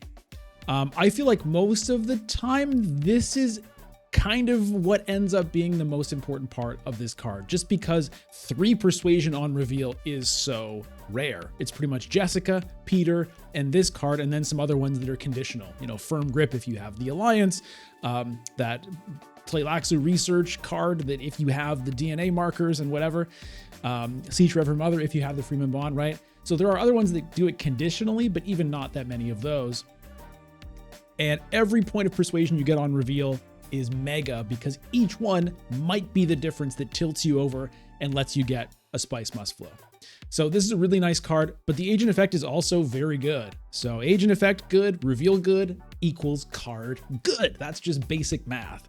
Now, what I just said also makes me think about the chair dog, which will be coming up later. So this is a nice candidate for that, trying to get the agent effect and the reveal effect at the same time. I would say, you know, it's kind of in here. Of course, it's situational, right? So sometimes I'm going to take this over these other ones. Sometimes I'm going to take it, you know, under these other ones, if that's something you can say. But it's a nice card. And so I'm going to put it here, but I don't know. Let me put it here for now. Okay. It's very close to all of those other ones, but it's definitely like above these ones over here. All right, let's move on to the 7 cost cards, Lady Jessica and Shai Hulud. Nothing has changed here. Lady Jessica is still way above Shai Hulud for me, and I think for anybody you would ever ask. Jessica is still one of the absolute best cards in the game. Shai Hulud,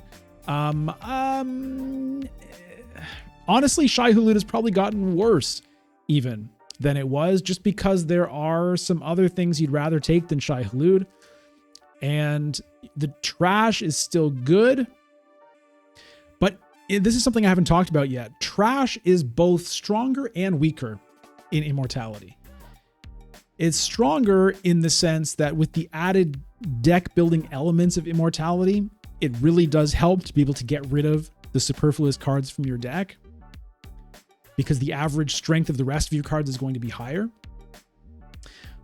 But it's also worse in that you have fewer cards that you actually can or want to trash. So previously, you would often want to get rid of your Dune the Desert planets. You'd get rid of your daggers usually first, you'd get rid of your dunes second, then you'd move on to your reconnaissance, and then you'd see what else you could find, maybe a convincing argument. But in Immortality, you don't have dunes anymore, you have experimentations, and you very rarely want to trash experimentations because those are like some of the strongest cards in your deck. And so it makes the trash in that sense kind of worse. Also, part of the strength of trash in Rise of Ix, again, is unload, which is harder to make work. So the Shai Hulud is just kind of worse than it was, unfortunately, for all of those reasons. All right, let's take a look at what do we have in Immortality. We've got For Humanity, 1 new 7 cost card, and this one I absolutely love. I love it. Why do I love it? Well, it can go to Bene Gesserit or Spice Trade or Landsrad, but the agent effect is an influence of your choice. Just straight up influence of your choice on agent effect. I mean, that is very, very good. And you can send it to an agent spot.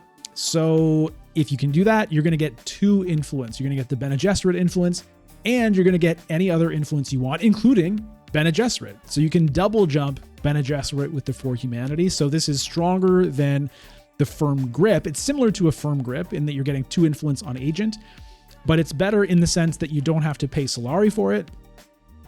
And the fact that you can choose Bene Gesserit as well as the other one, so you can double jump, which you can't do with Firm Grip. It also has more places you can send it to if you can't get it to Bene Gesserit spot or you don't want to. All right, so that right there is amazing. Also, I just love the title, For Humanity. Is such an awesome title for a card. The art is very cool as well. Okay, let's take a look at the reveal. 2 Persuasion. Okay, 2 Persuasion for a 7-cost card. Not particularly exciting. You're happy to have 2, but why not 3? Well, also, if you have the Bene Gesserit Alliance, you can lose 2 Persuasion of a single faction. Okay, so you can't lose 1 Emperor and 1 Freeman. You've got to lose 2 with the same factions. You could drop 2 on Emperor, you could drop 2 on Guild, whatever, or on Bene Gesserit. And if you do that, you get a victory point. This is very exciting. Now, it's not really easy to get the value out of this because typically dropping 2 influence somewhere is going to lose you a victory point, right? It's going to lose you an alliance, or it's going to lose you the 2nd level victory point with a faction. But if you've managed to play a game where you have a lot of influence, and hey, this is a card that's going to help you do that if you can get it early enough, that can be really incredible. So first of all, maybe you just rocketed up the Bene Gesserit Alliance and you're just sitting at the top and no one is like even challenging you.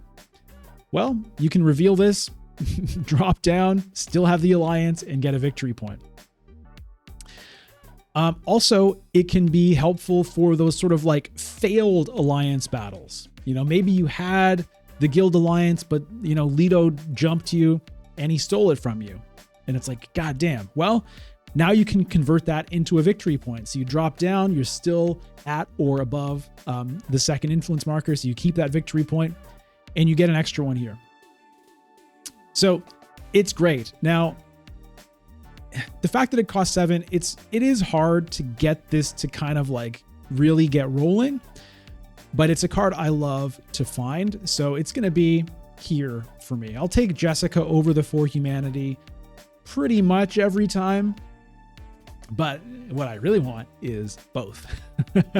Okay, let's take a look at the 8-cost cards. Chome Directorship, Kwisatz Haderach, and Full Scale Assault. Nothing has really changed here. I would say, it's pretty much as it was.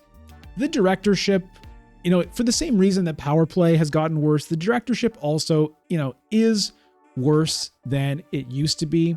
Maybe Kwisatz Haderach goes up, but it's still really, really good if you can get it. The only thing I'd say about these cards is that it's harder to make them work because of the existence of atomics. Previously, if there was a directorship in the row, you could really try to organize your turns to make sure you could get it. You decide, I'm going to prioritize getting to Research Station and High Council so I can grab that directorship. It's much more dangerous to try to do that now because someone might see, oh, he just went to Research Station and High Council and Tech Negotiation. I wonder what he's trying to do. And they'll just blow it up before you can get it. So anyway, that doesn't really change the ranking of it. It's just something to note. We've got one new 8-cost card here in Immortality, and that is Occupation. So Occupation is a guild card. When you acquire the card, it's going to give you 3 troops. So those troops go from your supply to your garrison. It has a bunch of agent icons, so everything except Landsraad, which is honestly, it's a shame. I think it's a thematic reason. Maybe, I'm not sure which came first, the Occupation theme or the decision about the faction spots. I would have liked to have seen this have all faction spots because, well, let's look at it. The agent effect is draw a card and activate the combat. So in other words, make it as though you have visited a combat space this turn. So just like the high priority travel we talked about all the way back in the 1-cost cards, this lets you act as though you visited a combat space, even if you have not. And I talked about, wow, what is the value of that? Well, that means you can send high priority travel to rally troops and put in 4 troops, or go to Dreadnought and put in your Dreadnought. Well, you can't send this to rally troops. You can't send this to Dreadnought.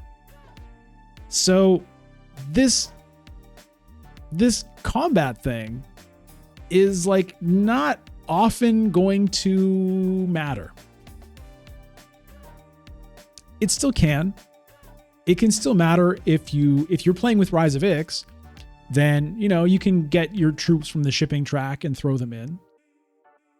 If you're not playing with Rise of Ix, though, you kind of don't have much to do with this. The only thing you really have is, you know, you send it, you get the Emperor Alliance and you can throw those troops in. Of course, it's going to allow you to throw in troops. Like if you go to, you know, if you go to selective breeding, you still get to put in troops, you know, your 2 from your garrison. So it's not nothing, but it's not that exciting for an 8 cost card.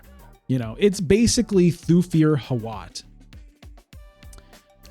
Now, it does give you the 3 troops on acquire. That can be relevant, but keep in mind that your troop supply is stretched fairly thin when you're playing with Ix and Immortality. You might have some troops sitting up there as tech negotiators.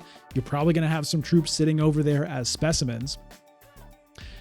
And so it's a little bit more common to run into the situation where you want to recruit troops and you don't have enough in your supply. Now, of course, you can, at any time you want on your turn, you can take specimens back and turn them, you can bring them back to your supply. Okay, so it's something just to keep an eye on, that it's easy to run into a situation, especially, you know, digitally, where you don't realize, well, I don't have troops. Where are they? Well, I've got specimens and tech negotiators. All right, and the reveal, 1 water, 1 spice, 1 troop. This is just not really doing it. Yes, it's wonderful to get a water and a spice and a troop, but at the point in the game where you're revealing an occupation, you're probably trying to get a spice must flow on your reveal. You know, it might be the last round in the game. So this is like not really good enough. So unfortunately, the occupation is probably the worst of the 8 cost cards, I would say.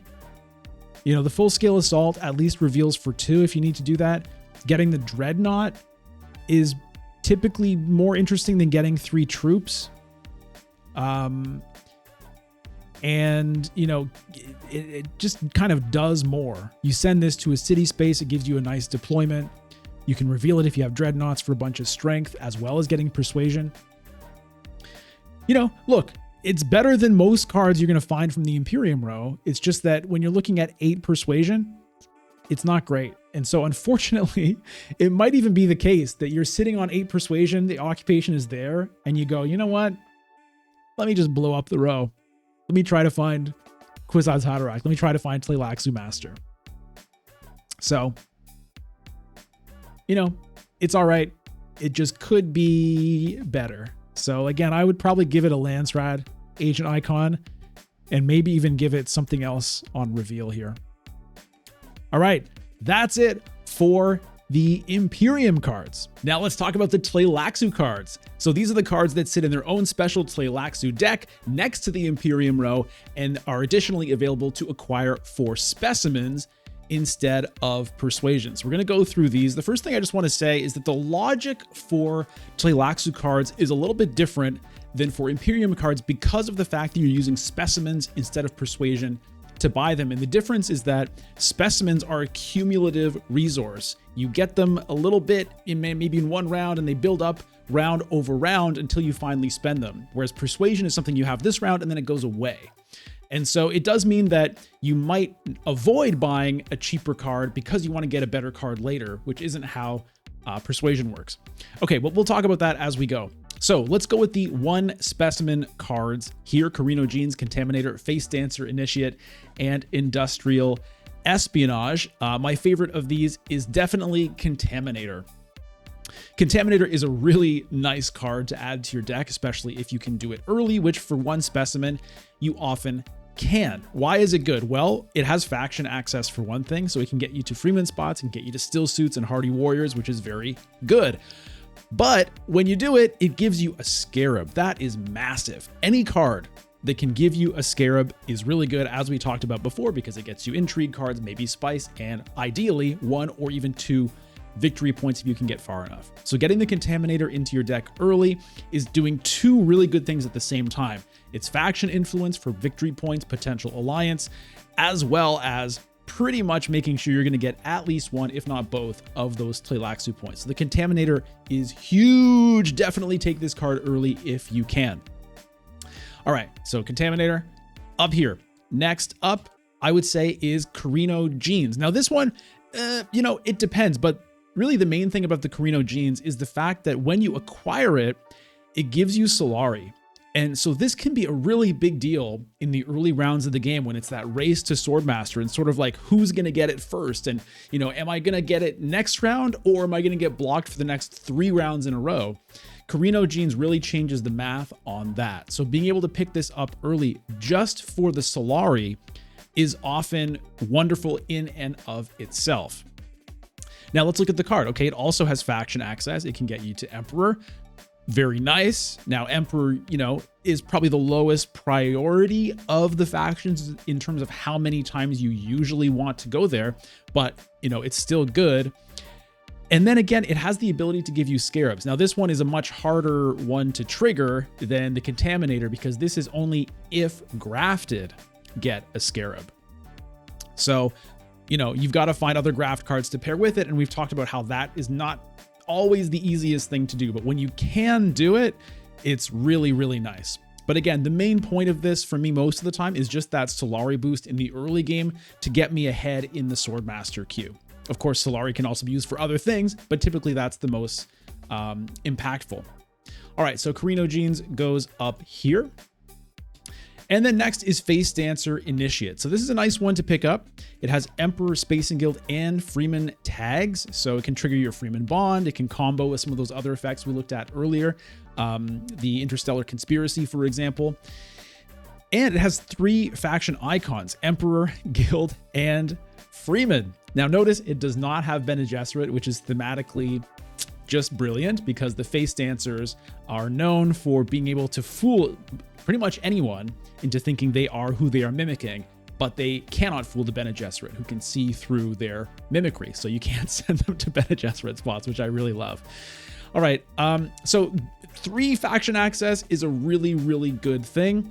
Now it has Graft, which is a pro and a con at the same time. So the pro obviously is that you can pair it with cards that require being grafted for their effects.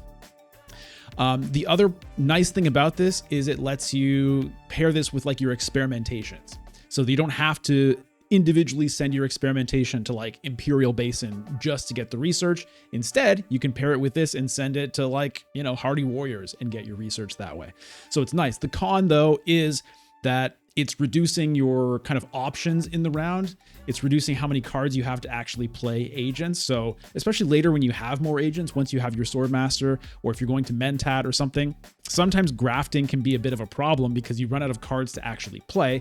And then of course it reduces typically your persuasion on reveal at the same time. But still, very nice card to get into your deck. I will usually take this early if it's there, just for the faction influence and the fact that I can graft it with my experimentations and maybe some other graft triggers later.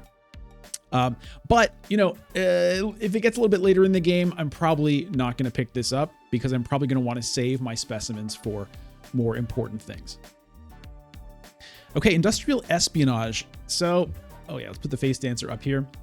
All right, it only goes to Landsrat. It draws you a card. So going to Landsrat and drawing a card is a nice thing, right? I mean, this is kind of like turning you into Ilbon temporarily. You send this to Mentat, draw 2 cards, pick up your Swordmaster, draw a card at the same time. That is nice, but it's not usually worth the specimen just for that. Okay, now it also has this. If grafted, then when you play it as an agent, also get a research and a specimen. So if you can reliably graft it, then that's a huge agent box. Draw a card, get a research, and get a specimen is really good. But if grafted is not so good. So usually this is not a card that I'm going to pick up because it's just not good enough on its own to be worth that 1 specimen cost. Again, because you want to build up your specimens to get things later, unless they're going to be really valuable for you now. and because the if grafted is just kind of too hard to make work. 2 specimen cards. My favorite one of these is Subject X137, and this is because of the scarabs on here. You get a scarab just when you acquire the card, so that in itself can be very good. This can, help you get to that spice in the middle of the scarab track before someone else. You can help win that race, getting the spice for yourself and taking it away from whoever else was going to get there first. It also might get you an intrigue card right now, which could help you win a pivotal conflict or whatever. So getting it on acquire is great. Now, what does it do? Well, it has not the best agent icons, Spice Trade and Landsrad. It's okay, but a little bit limited. Now, it gets you a scarab when you play it if you have reached that first genetic marker, which again means halfway up the research track. So, you're not going to get halfway up the research track immediately, but if you can get there, this is just so good to help you get those scarabs, help you get those victory points with the Tleilaxu, etc., etc. And you can send this to Mentat, you can send this to Tech Negotiation or Hall of Oratory or whatever, depending on what you're doing. You can send it to shipping. So it's just so strong getting those scarabs. That's why this one is probably the number one, I would say, in overall power level. It's maybe not the most interesting one, but it's the one I'm most likely to take if I see it in most situations. Okay, next up here, I'm going to say is Tleilaxu Infiltrator. This card is quite strong. Now, on the surface, it sort of reminds us of that one we looked at in the 1 cost, but there's a couple of differences. So it goes to cities instead of Landsrad. It has graft. It's quite different, actually. The reason I say it's similar is because the pictures kind of look the same. Let me just show you here. Like, they look the same. This is something that annoys me with some of the art in Immortality is like, you got to make the art more different than this. You know what I mean? Like, that's the same person. So it makes me think these cards are more similar than they actually are. But anyway. All right, so here's the Tleilaxu Infiltrator. Very nice card. It goes to cities. It has graft. And enemy agents don't block your agent this turn. So that's a huge ability to have on a repeatable card you can use. You know what I mean? Like, there's that Infiltration Intrigue card, which is really nice. There's Helena's like natural infiltration she has. There's cards that have Infiltrate. Infiltrate is good. It lets you go where you want to go, regardless of whether or not someone else is there. Also, it's going to draw you a card. So basically there's no downside to this because you can graft it, even if like you don't want to infiltrate it, there's a space you want to go to, like interstellar shipping, you want to go there and block other people from getting there. And maybe you don't feel like you're going to have an opportunity to really use the infiltration because it's graft and draw a card, similar to what I said about the planned coupling. You can just like graft it just to draw a card, cycle it, doesn't cost you anything. But when you do really want to infiltrate somewhere, for example, when you want to go to interstellar shipping on the turns when you're not the first player in that round, this is going to get you there. This can get you to selected breeding when you want to. It can get you to research station when you want to, okay? Also incredibly good with Elisa E. Kaz because of what I was talking about before with the single agent icon graft cards. This is that, plus the fact that it infiltrates means like you're guaranteed to be able to use this and go where you want to go. All right, now, if you also are all the way at the end of the research track and you play this, it's going to give you an intrigue card on top of all of that benefit. The nice thing about this is, the card is really good even if this isn't here.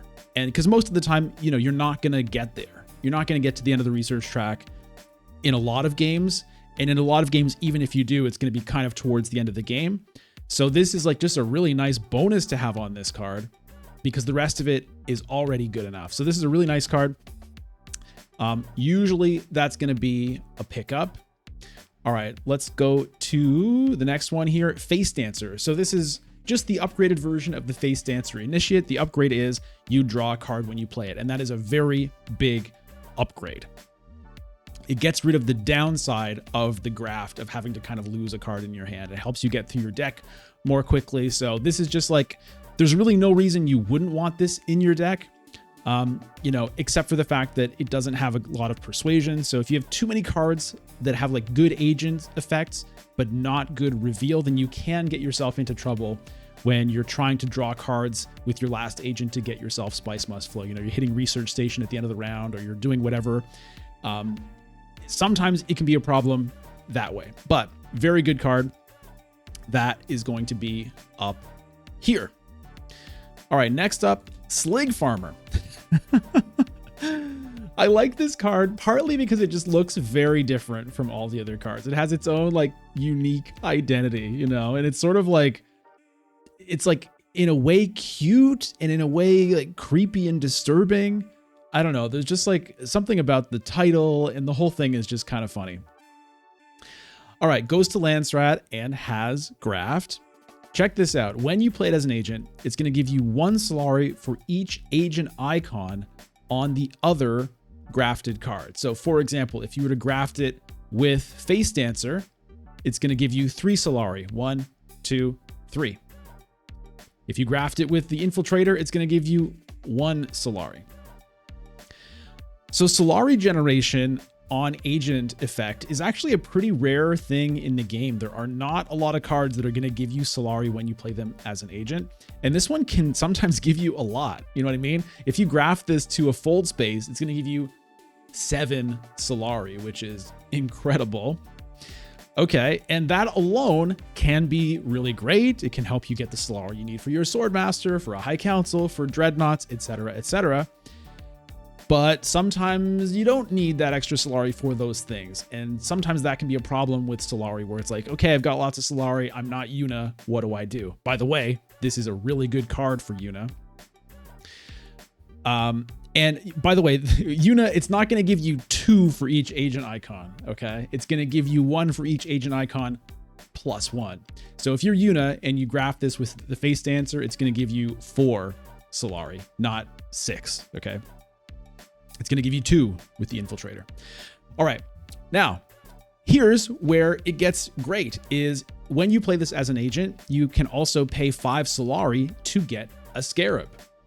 And, you know, it doesn't have to be with the Solari you generated this round. It's just whatever Solari you have. So that is a really nice effect, once again, because Scarabs are hugely powerful. So it's a nicely flexible card. It can get you Solari for whatever you might need it for, but ideally, you're also going to get those Scarabs with it. So up here goes this card. All right. You know, but you're not always going to need it, right? Again, the fact that your specimens, you know, don't just like disappear at the end of the round means you might want to save them for something more powerful or more important. So you're not always going to pick up the Slig Farmer, but if you can get it early, it's very good. All right, next up here is From the Tanks. I really like the From the Tanks. I've started to like it more and more. Now it's situational. I would say I really like this on Ilbon in particular. I love this card on Ilbon now. I even have a video on my channel, my new favorite card for Ilbon, and it's about From the Tanks. I've had a lot of good From the Tanks cards with games with Ilbon recently because Ilbon wants good cards to send to Landsrad spots. So, you know, sending this to Mentat and getting 2 troops at the same time can be quite nice. It's also, you know, decent on Leto because he also gets cheap Mentat plays. But it's, I would say I'm probably not going to pick it up on most other leaders. And even on those leaders, I'm not necessarily going to get it. Again, just because specimens, you know, are going to be perhaps more useful spent on something else down the line. But when you can get this going, it's just very fun, I think, to be able to generate troops that way. And it's probably even better if you are playing without Rise of Ix, just because if you are playing with Rise of Ix, then, you know, you might be getting troops from the shipping track as well, and you might run into an issue where you're just kind of getting too many troops. You know, you're going to shipping, you're getting troops, you're going to Mentat, you're getting troops, and you might not have enough time to actually deploy those troops. So this is probably a little bit stronger if you're just playing with Immortality as opposed to with Ix and Immortality, just for that kind of like troop overload reason, because without Ix, it's much harder to actually generate troops. All right, next one here is Guild Impersonator, and this is a card I quite like, and maybe most of the time. Maybe I should put this above From the Tanks, actually. But okay, so it has an agent icon that goes to factions, which is always a nice thing. And it has graft, which is usually a nice thing to have. And it has this extra thing which says if you gain spice this turn, then gain guild influence. So this can be a really cool thing. Just on the basics of it, it means that if you, let's say, are trying to send your experimentation to Haga Basin, you can graft the impersonator to it, and you're going to get guild influence even without visiting a guild spot. So generally speaking, cards that can give you faction influence without having to actually visit a faction space are quite nice to have, because it opens up opportunities to compete for an alliance. You can visit the faction space, then you can get the influence again by visiting a non-faction space. But there are also some really nice combos with this card. So for one thing, this is an incredible card on Elisa Ikaz. We're talking about Elisa a lot here. She definitely benefits from Immortality, as you can tell. So check it out. With Elisa, if your set aside card has one agent icon and you play it, you get a spice. Okay, so let's say I'm Elisa and I set aside this card. All right, so my second agent turn, I get this card, I use it. Well, I'm gonna get a spice from Elisa's ability, and because of that, I'm gonna gain guild influence. So let's say I send this to Fold Space with Elisa on my second agent. I'm gonna get the guild influence from visiting Fold Space, and I'm gonna get another influence from the ability. So that's really nice. And of course, you know, I could do it even if I send, you know, like graft this to a reconnaissance or something and go to Araki, I'm still gonna get it. Very, very good card with Elisa Ikaz. So on Elisa, this is gonna jump like maybe even up above everything else. Okay, earlier when I was talking about Interstellar Conspiracy, I talked about a really good combo.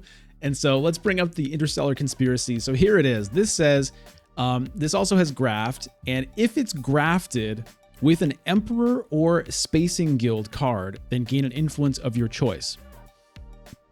Also, it gives you a spice. I feel like they must have just specifically designed this combo when they were making this set. So what happens when you graft these two together? All right, so Interstellar Conspiracy gives you a spice, which triggers this to give you an influence of the guild. Then this says if it's grafted with a guild card, which it is, get an influence of your choice. So let's say you graft these two together and you go to Fold Space or Hayliner. You're gonna get one influence with the guild for visiting the guild spot. You're getting a spice, you're gonna get another guild influence. You're grafting with the guilds, you're gonna get another influence of your choice. You could choose guild again and jump up 3 influence in one agent turn. Of course, you don't have to, you could take that somewhere else. You also don't even have to visit the guild. You could, you know, if you have to, you could graft these together and, you know, go to Arakeen or something, and you're still going to get a guild influence and another influence of your choice when you do that. So this is just like a ridiculous combo. So if you have an Interstellar Conspiracy, you definitely want to take the Impersonator and vice versa. All right, so Impersonator, you know, the more I talk about it, I feel like it's going to be above From the Tanks most of the time. I've just fallen in love with From the Tanks recently on Ilbon. But other than that, I'm probably going to take the Impersonator more often than From the Tanks. Okay, last up here is Chair Dog. All right, Chair Dog, let's look at this. Goes to cities, has graft. At the start of your reveal turn, return the other grafted card from play to your hand. Now, this is a really interesting design because essentially it means you're going to be able to use one of the cards in your hand for their agent ability and for their reveal ability, which is something you can almost never do. And so that immediately gets the mind percolating. And so for that reason alone, this is probably my favorite in terms of card design of all of these cards here.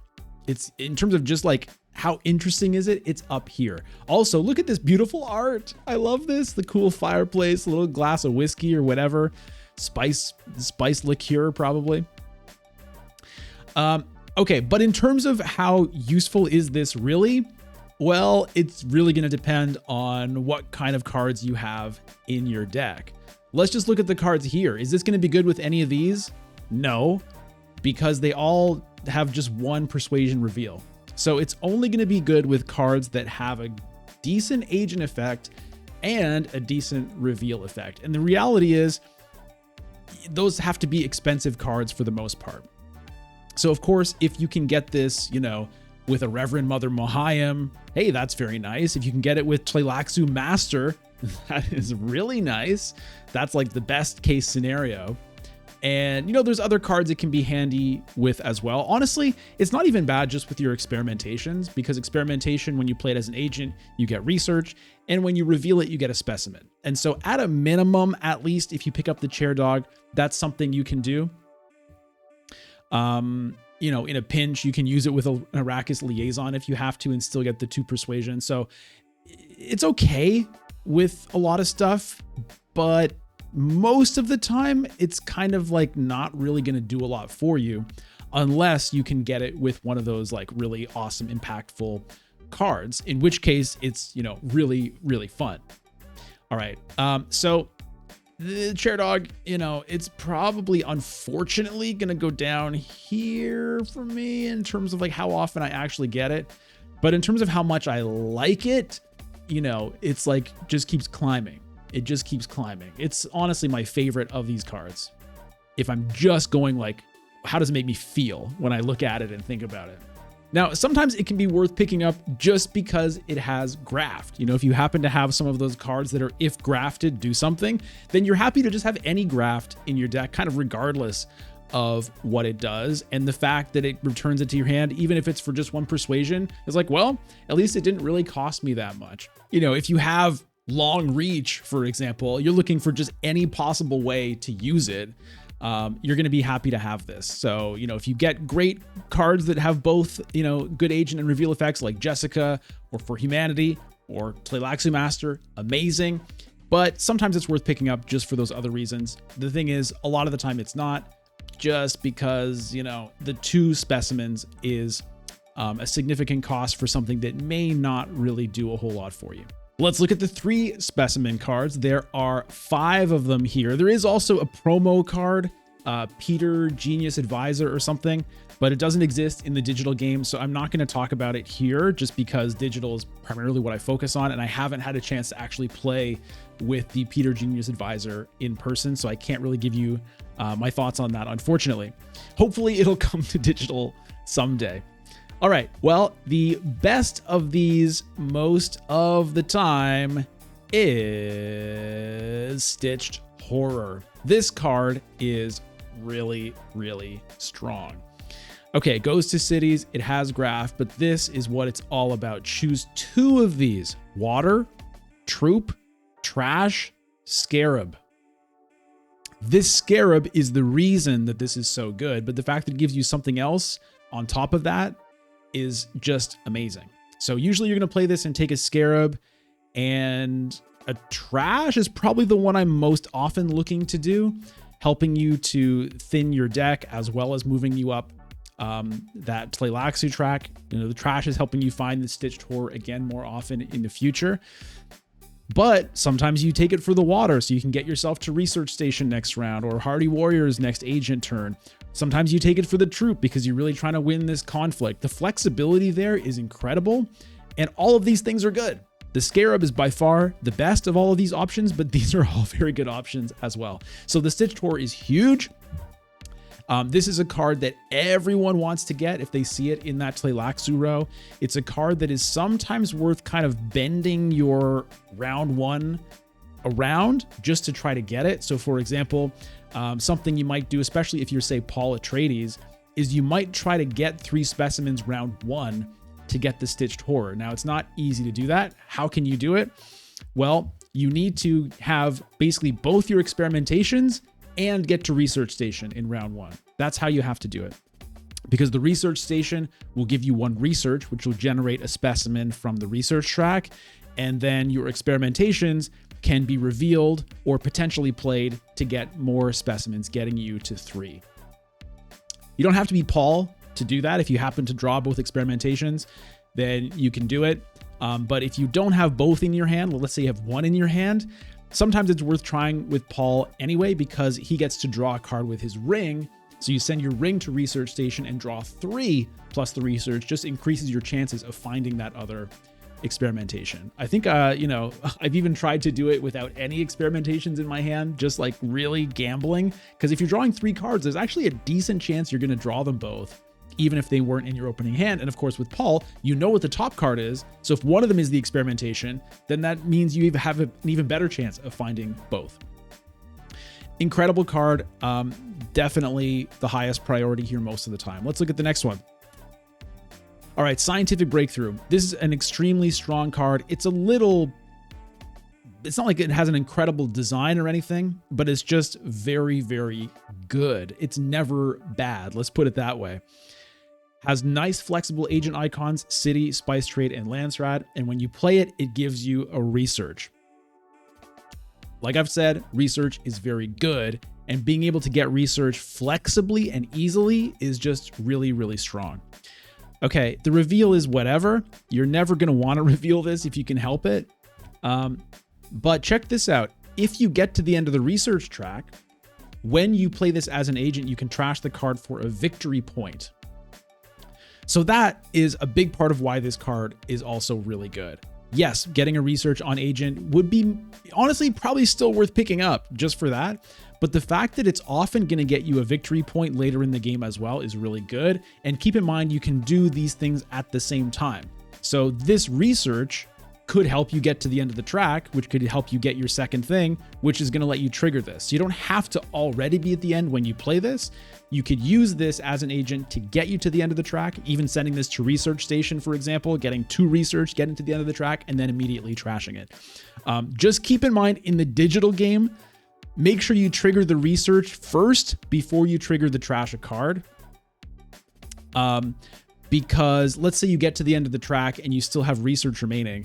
If you trash the card first, the game is going to delete your research thing. It's going to say, oh, you trashed the card before you triggered the research, so you don't get the research, and then you won't draw the extra card from it. It's just a weird thing in digital to keep in mind. Okay, so very strong card, especially if you have a Tleilaxu Master. This thing is like really good because you're definitely going to get to the end of the research track. All right, next one here, Gola. Now, Gola, let me put these things up here. Stitched Horror, Scientific Breakthrough, Gola. All right, now Gola, I would have to say, is my favorite of all of these in terms of the design. It's very interesting.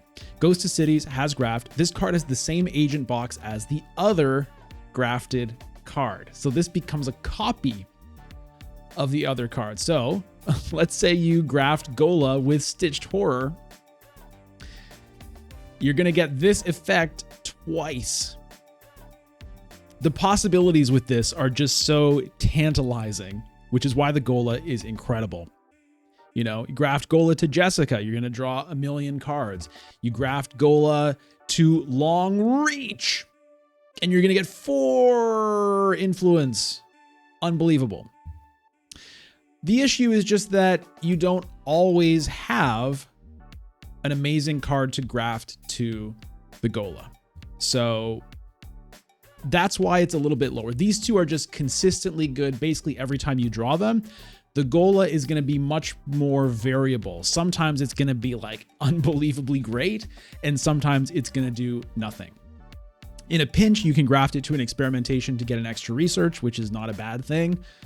But is that worth the 3 specimens? Maybe not. So you got to just look at what else you have in your deck, whether you can get this going. Just some notes on Gola.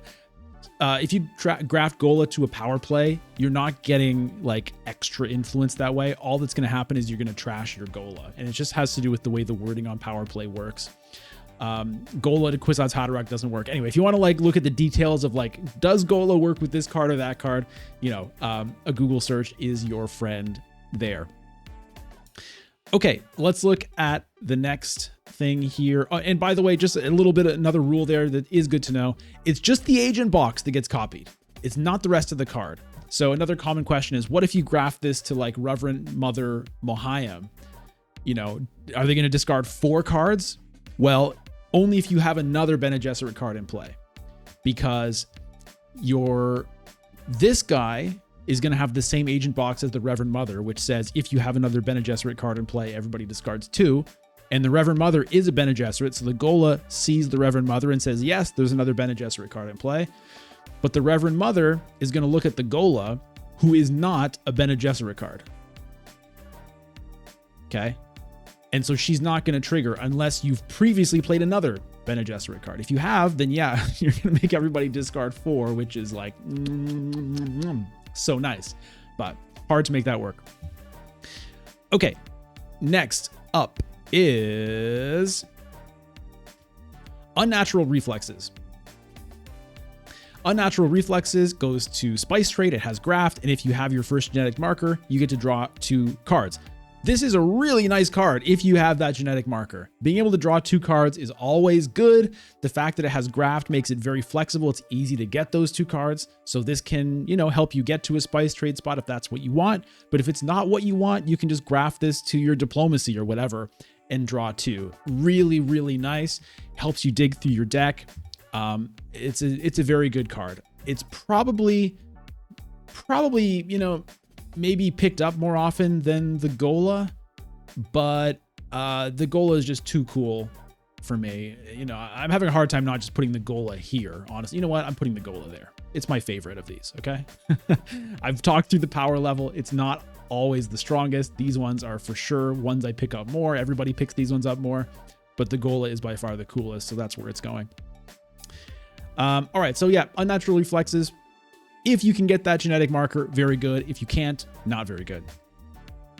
All right, and finally here, it sort of pains me, but I've tried, man. I've tried with this card. Beguiling Pheromones. Let's take a look at it. Goes to cities and Spice Trade, has Graft. Here's what it says. If you sent an agent to a faction board space this turn, trash one of the grafted cards, so either the Beguiling Pheromones itself or the card you grafted it with, and gain an additional influence with that faction. All right, so this is sort of like, it's an interesting idea. When I read this, I think, ooh, there are interesting possibilities here. Like theoretically, this is a reusable power play. If you have a deck full of faction influence cards, you've got your like Spice Hunters and you've got your Guild Administrators and you've got Fold Spaces and you've got all this stuff, then theoretically, you could like just dominate faction tracks by repeatedly using Beguiling Pheromones with one of those cards, trashing them, getting a double bump. It just is very hard to get it to work. I've tried. I've tried many times. I've picked up this card. It has yet to work for me. Maybe I get to use it once and it's like whatever. But often I don't even get to, because the thing is you have to draw it with a card that you are willing to play, able to play, and willing to trash. And, do I want to trash my Diplomacy? At the end of the game, maybe I'm willing to do that, but only at the end of the game. Now, you don't have to trash the other card. You can trash the Beguiling Pheromones itself. So if you graft this with your Diplomacy somewhere and you think, I'm never going to really get another chance to use it, you can just trash the Beguiling Pheromones. You get your double bump, you keep your Diplomacy, and that's good. That's okay. But it's just okay. And again, you still have to draw it with the Diplomacy.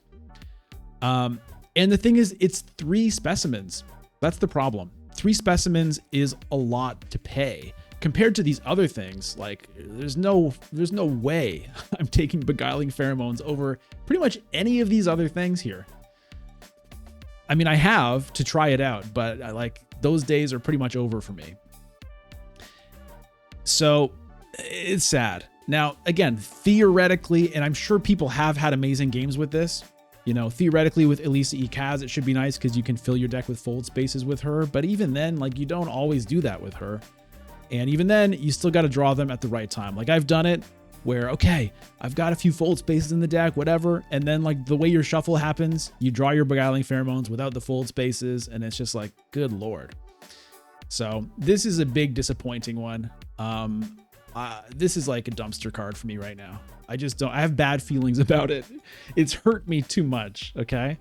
Now, again, situationally, as everything in Dune Imperium, it could be worth picking up, especially because remember, if you've hit that midpoint on the research track, if you have that first genetic marker, then when you acquire Tleilaxu cards, you can put them straight on top of your deck. So there could be situations where you're in kind of an alliance fight with someone. It's like, I really need to protect this alliance as soon as I can next round. Or I really need to, like, if I can double jump next round, I can steal that alliance from Leto and lock it up or whatever. And so look out for opportunities when, you know, putting the Beguiling Pheromones on top of your deck, when you maybe know that the rest of your deck includes like a fold space or something you're willing to trash, or even just you're going to trash the Beguiling Pheromones itself, but you know it's going to pair with a faction card that you need that double influence with, then, you know, it can be worth doing. But anyway, that's the situation with Beguiling Pheromones. It's depressing. And you know what?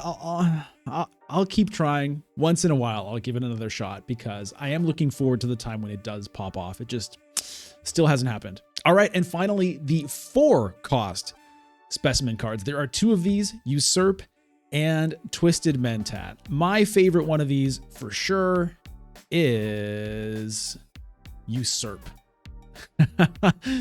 I love this card so much.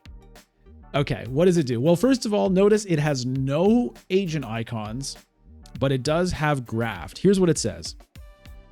You may graft this to a card in the Imperium row with... Let me read that again. You may graft this to a card in the Imperium row. What? Without acquiring it. If you do, trash that card at the end of your turn. Okay. This is the kind of stuff that I love. I just love these creative effects, these unique effects, the things that just make your mind go boom with possibilities. That's what I love about these games. That's why you see me rating these like interesting cards higher, or at least talking highly of them. So this gives you such interesting possibilities. It's kind of similar to the Tleilaxu Master Agent ability, where you get to take a card from the Imperium realm, put it in your hand potentially. But it's a lot better than that a lot of the time, because it's not just putting it into your hand, it's using it right now. So you can totally, you know, shock people sometimes, where you can graft this to a card from the Imperium row and do something awesome. You know, you can graft it to a Treachery, you know, go somewhere, double jump, get troops in. There's just a lot of interesting options that this opens up. Sometimes you just graft it to a card that's going to draw you a card. Sometimes you graft it to a card that's going to give you influence. So of course, in terms of where you send your agent, it's based on the card you graft it to, because this doesn't have any agent icons. And obviously, you know, the strength of this card is very sort of, it's a bit of a lottery.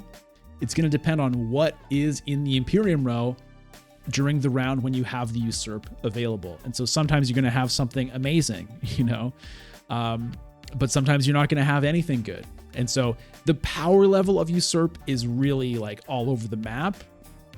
And for that reason, you know, it's a card that people don't always take because it's 4 specimens and you might not be able to count on it doing something for you. But for me, I will usually take this if I can, just because to me, it's so much fun to have all those possibilities. Now, a couple things to keep in mind here. It says without acquiring it. Okay, so it's not going to go in your deck. It's not going to go in your discard pile, and you're not going to trigger any acquire effects when you graft this card. So, you know, you might say, ooh, a Chome Directorship, yippee. Well, that doesn't do anything because you don't get the acquire effects. The acquire effects is those 4 influence. You don't get it when you graft the Usurp to it. Also, you can't even use it because the Chome Directorship doesn't have any agent icons either. So that wouldn't work anyway. But, you know, if you graft this to like a Relentless Assault, or a full-scale assault rather, you're not going to get the Dreadnought. If you graft this to anything that has like an acquire effect, Liet Kynes, Cheney, etc., you do not get it. Okay, so keep that in mind. That's something that does throw people for a loop sometime. And then you're going to trash it at the end of your turn. So that also does mean that it's a way to take away stuff sometimes that maybe someone else is going to get.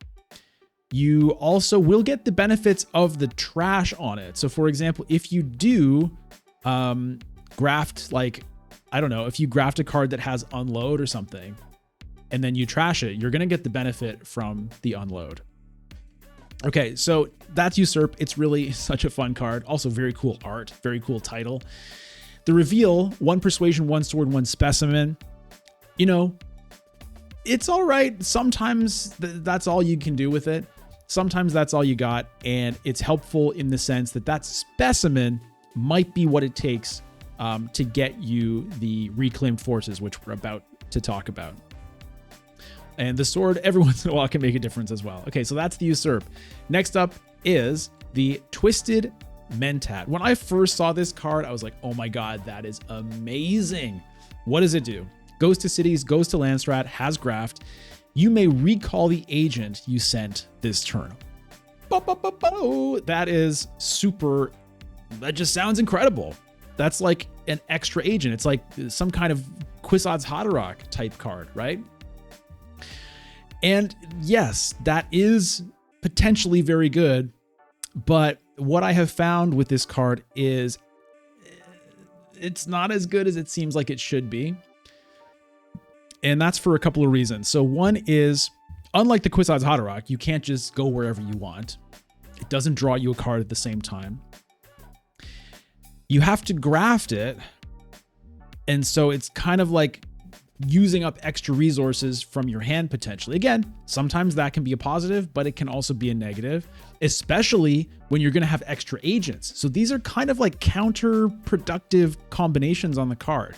You've got to put 2 cards into the Twisted Mentat, like the Twisted Mentat card itself, plus the card you graft to it. Then you're going to have extra agents this round, but you have fewer cards to actually send as agents. And so that can often be the problem. You know, you get a card, you get a hand that has like Twisted Mentat and like a convincing argument or something. And it's like, I don't even have enough cards to use these agents I'm going to get. So that can be an issue. The other issue is that recalling an agent that you just sent, yeah, that's great that you're going to have that agent to use again, but it means that the board space you just visited is now available for everybody else. And that is a part of the game that once you have to take your agent back after you send it somewhere, you very quickly realize, oh, damn, one of the big advantages of sending an agent to the board is the fact that no one else can go to that spot, right? Of course, we think about the benefits we're getting from going there. And yes, we do think about the fact that we're stopping somebody else, but you really feel it when you've got to take your agent back and it's like, oh, crap. So, you know, you go to Carthag and it's like, oh, someone else goes to Carthag. You go to Research Station and then somebody else goes to Research Station. So that's a downside. Nevertheless, the card can be very nice. Of course, it's good to get extra agents. The best case scenario with the Twisted Mentat is actually going to Mentat with it. That's often the ideal move because, first of all, it's going to give you 5 agents. If you have your Swordmaster and you send Twisted Mentat to Mentat, then let's think about it. You start with 3 agents, okay? You send one to the Mentat, all right? But then you get it back from the Twisted Mentat, and then you get the Mentat. So now you have 4 agents remaining. So you went from 3 to 4. So you've actually played 5 agents, right? So that is really fun. So this is a really good card on Ilbon, to be honest. If I'm Ilbon and I can get Twisted Mentat, I'll probably do it just because it's so much fun. And the fact that you're drawing extra cards from going to Mentat, if you're Ilbon, helps to counteract the downside of not having enough cards to use all those agents. So there you go. The reveal, 1/1, same as the Usurp. So it's the same thing there.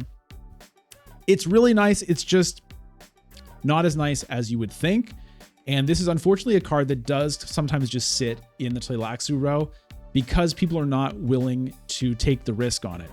But you might say, okay, maybe it's not always amazing, but like that's still like probably worth having in your deck, is it not? All right, so here's where we come to the final thing to talk about with the Tleilaxu row, and the reason why you might not take some of these cards, even though they're probably better than the average card in your deck. And the reason is Reclaimed Forces. All right, so Reclaimed Forces is the 3rd card that's always there in the Tleilaxu row. So there's 2 random cards from the Tleilaxu row that are available to acquire. And then there's Reclaimed Forces, which is always there. It costs 3 specimens. And when you do it, you either get 2 troops. So you recruit 2 troops into your garrison from your supply, or you get a scarab. And this is a really big factor in the game. So the idea with the reclaim forces, I think from a design perspective, is we want to make sure people have something to do with their specimens if there aren't any cards in the row that they want to pick up, right? They want to make sure that the specimen resource has some function at least. And I respect that. I think that makes sense. But the problem, from my point of view, is that scarabs are so strong that it ends up kind of being the case that a lot of times you're better off just reclaiming forces for scarabs than actually buying the Tleilaxu cards that are in the row. To me, that is kind of sad because these Tleilaxu cards are, I think, all pretty interesting. They're not all amazing, but if you didn't have access to this reclaimed forces, if you couldn't get a scarab or even troop, first of all, almost nobody ever takes the troops. Very, very, very rarely does someone take those troops because the scarab is so good. So basically, you can usually think of this as scarab for 3 specimens. And that's just so good. It's an immediate benefit. It's, it's going to be victory points that a lot of the times it's like, okay, yeah, maybe like, Gola is a cool card, but it may or may not pay off. Let me just take the safe bet with the scarab. I think that's unfortunate.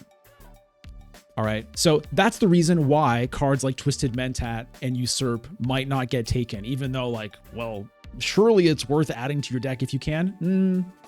Not if you just get a scarab instead. Okay. Now, of course, it is still worth adding Tleilaxu cards sometimes. And, that's part of the strategy of the game is making that decision. When is it worth adding one of those cards? When are you better off just saving your specimens for the reclaim forces? So there's definitely decision making there. It's just that from my point of view, unfortunately, more often than I would like, the kind of optimal thing to do is just cash in for scarabs. Let's talk about the troops for a moment, though, because that is an option, and occasionally that's the right call. If you know that you're going to be fighting for an important conflict next round and your garrison is a little weak, and maybe looking at the Tleilaxu track, the scarab is not going to make a difference next round, or if you're already maxed there, then it might be worth it.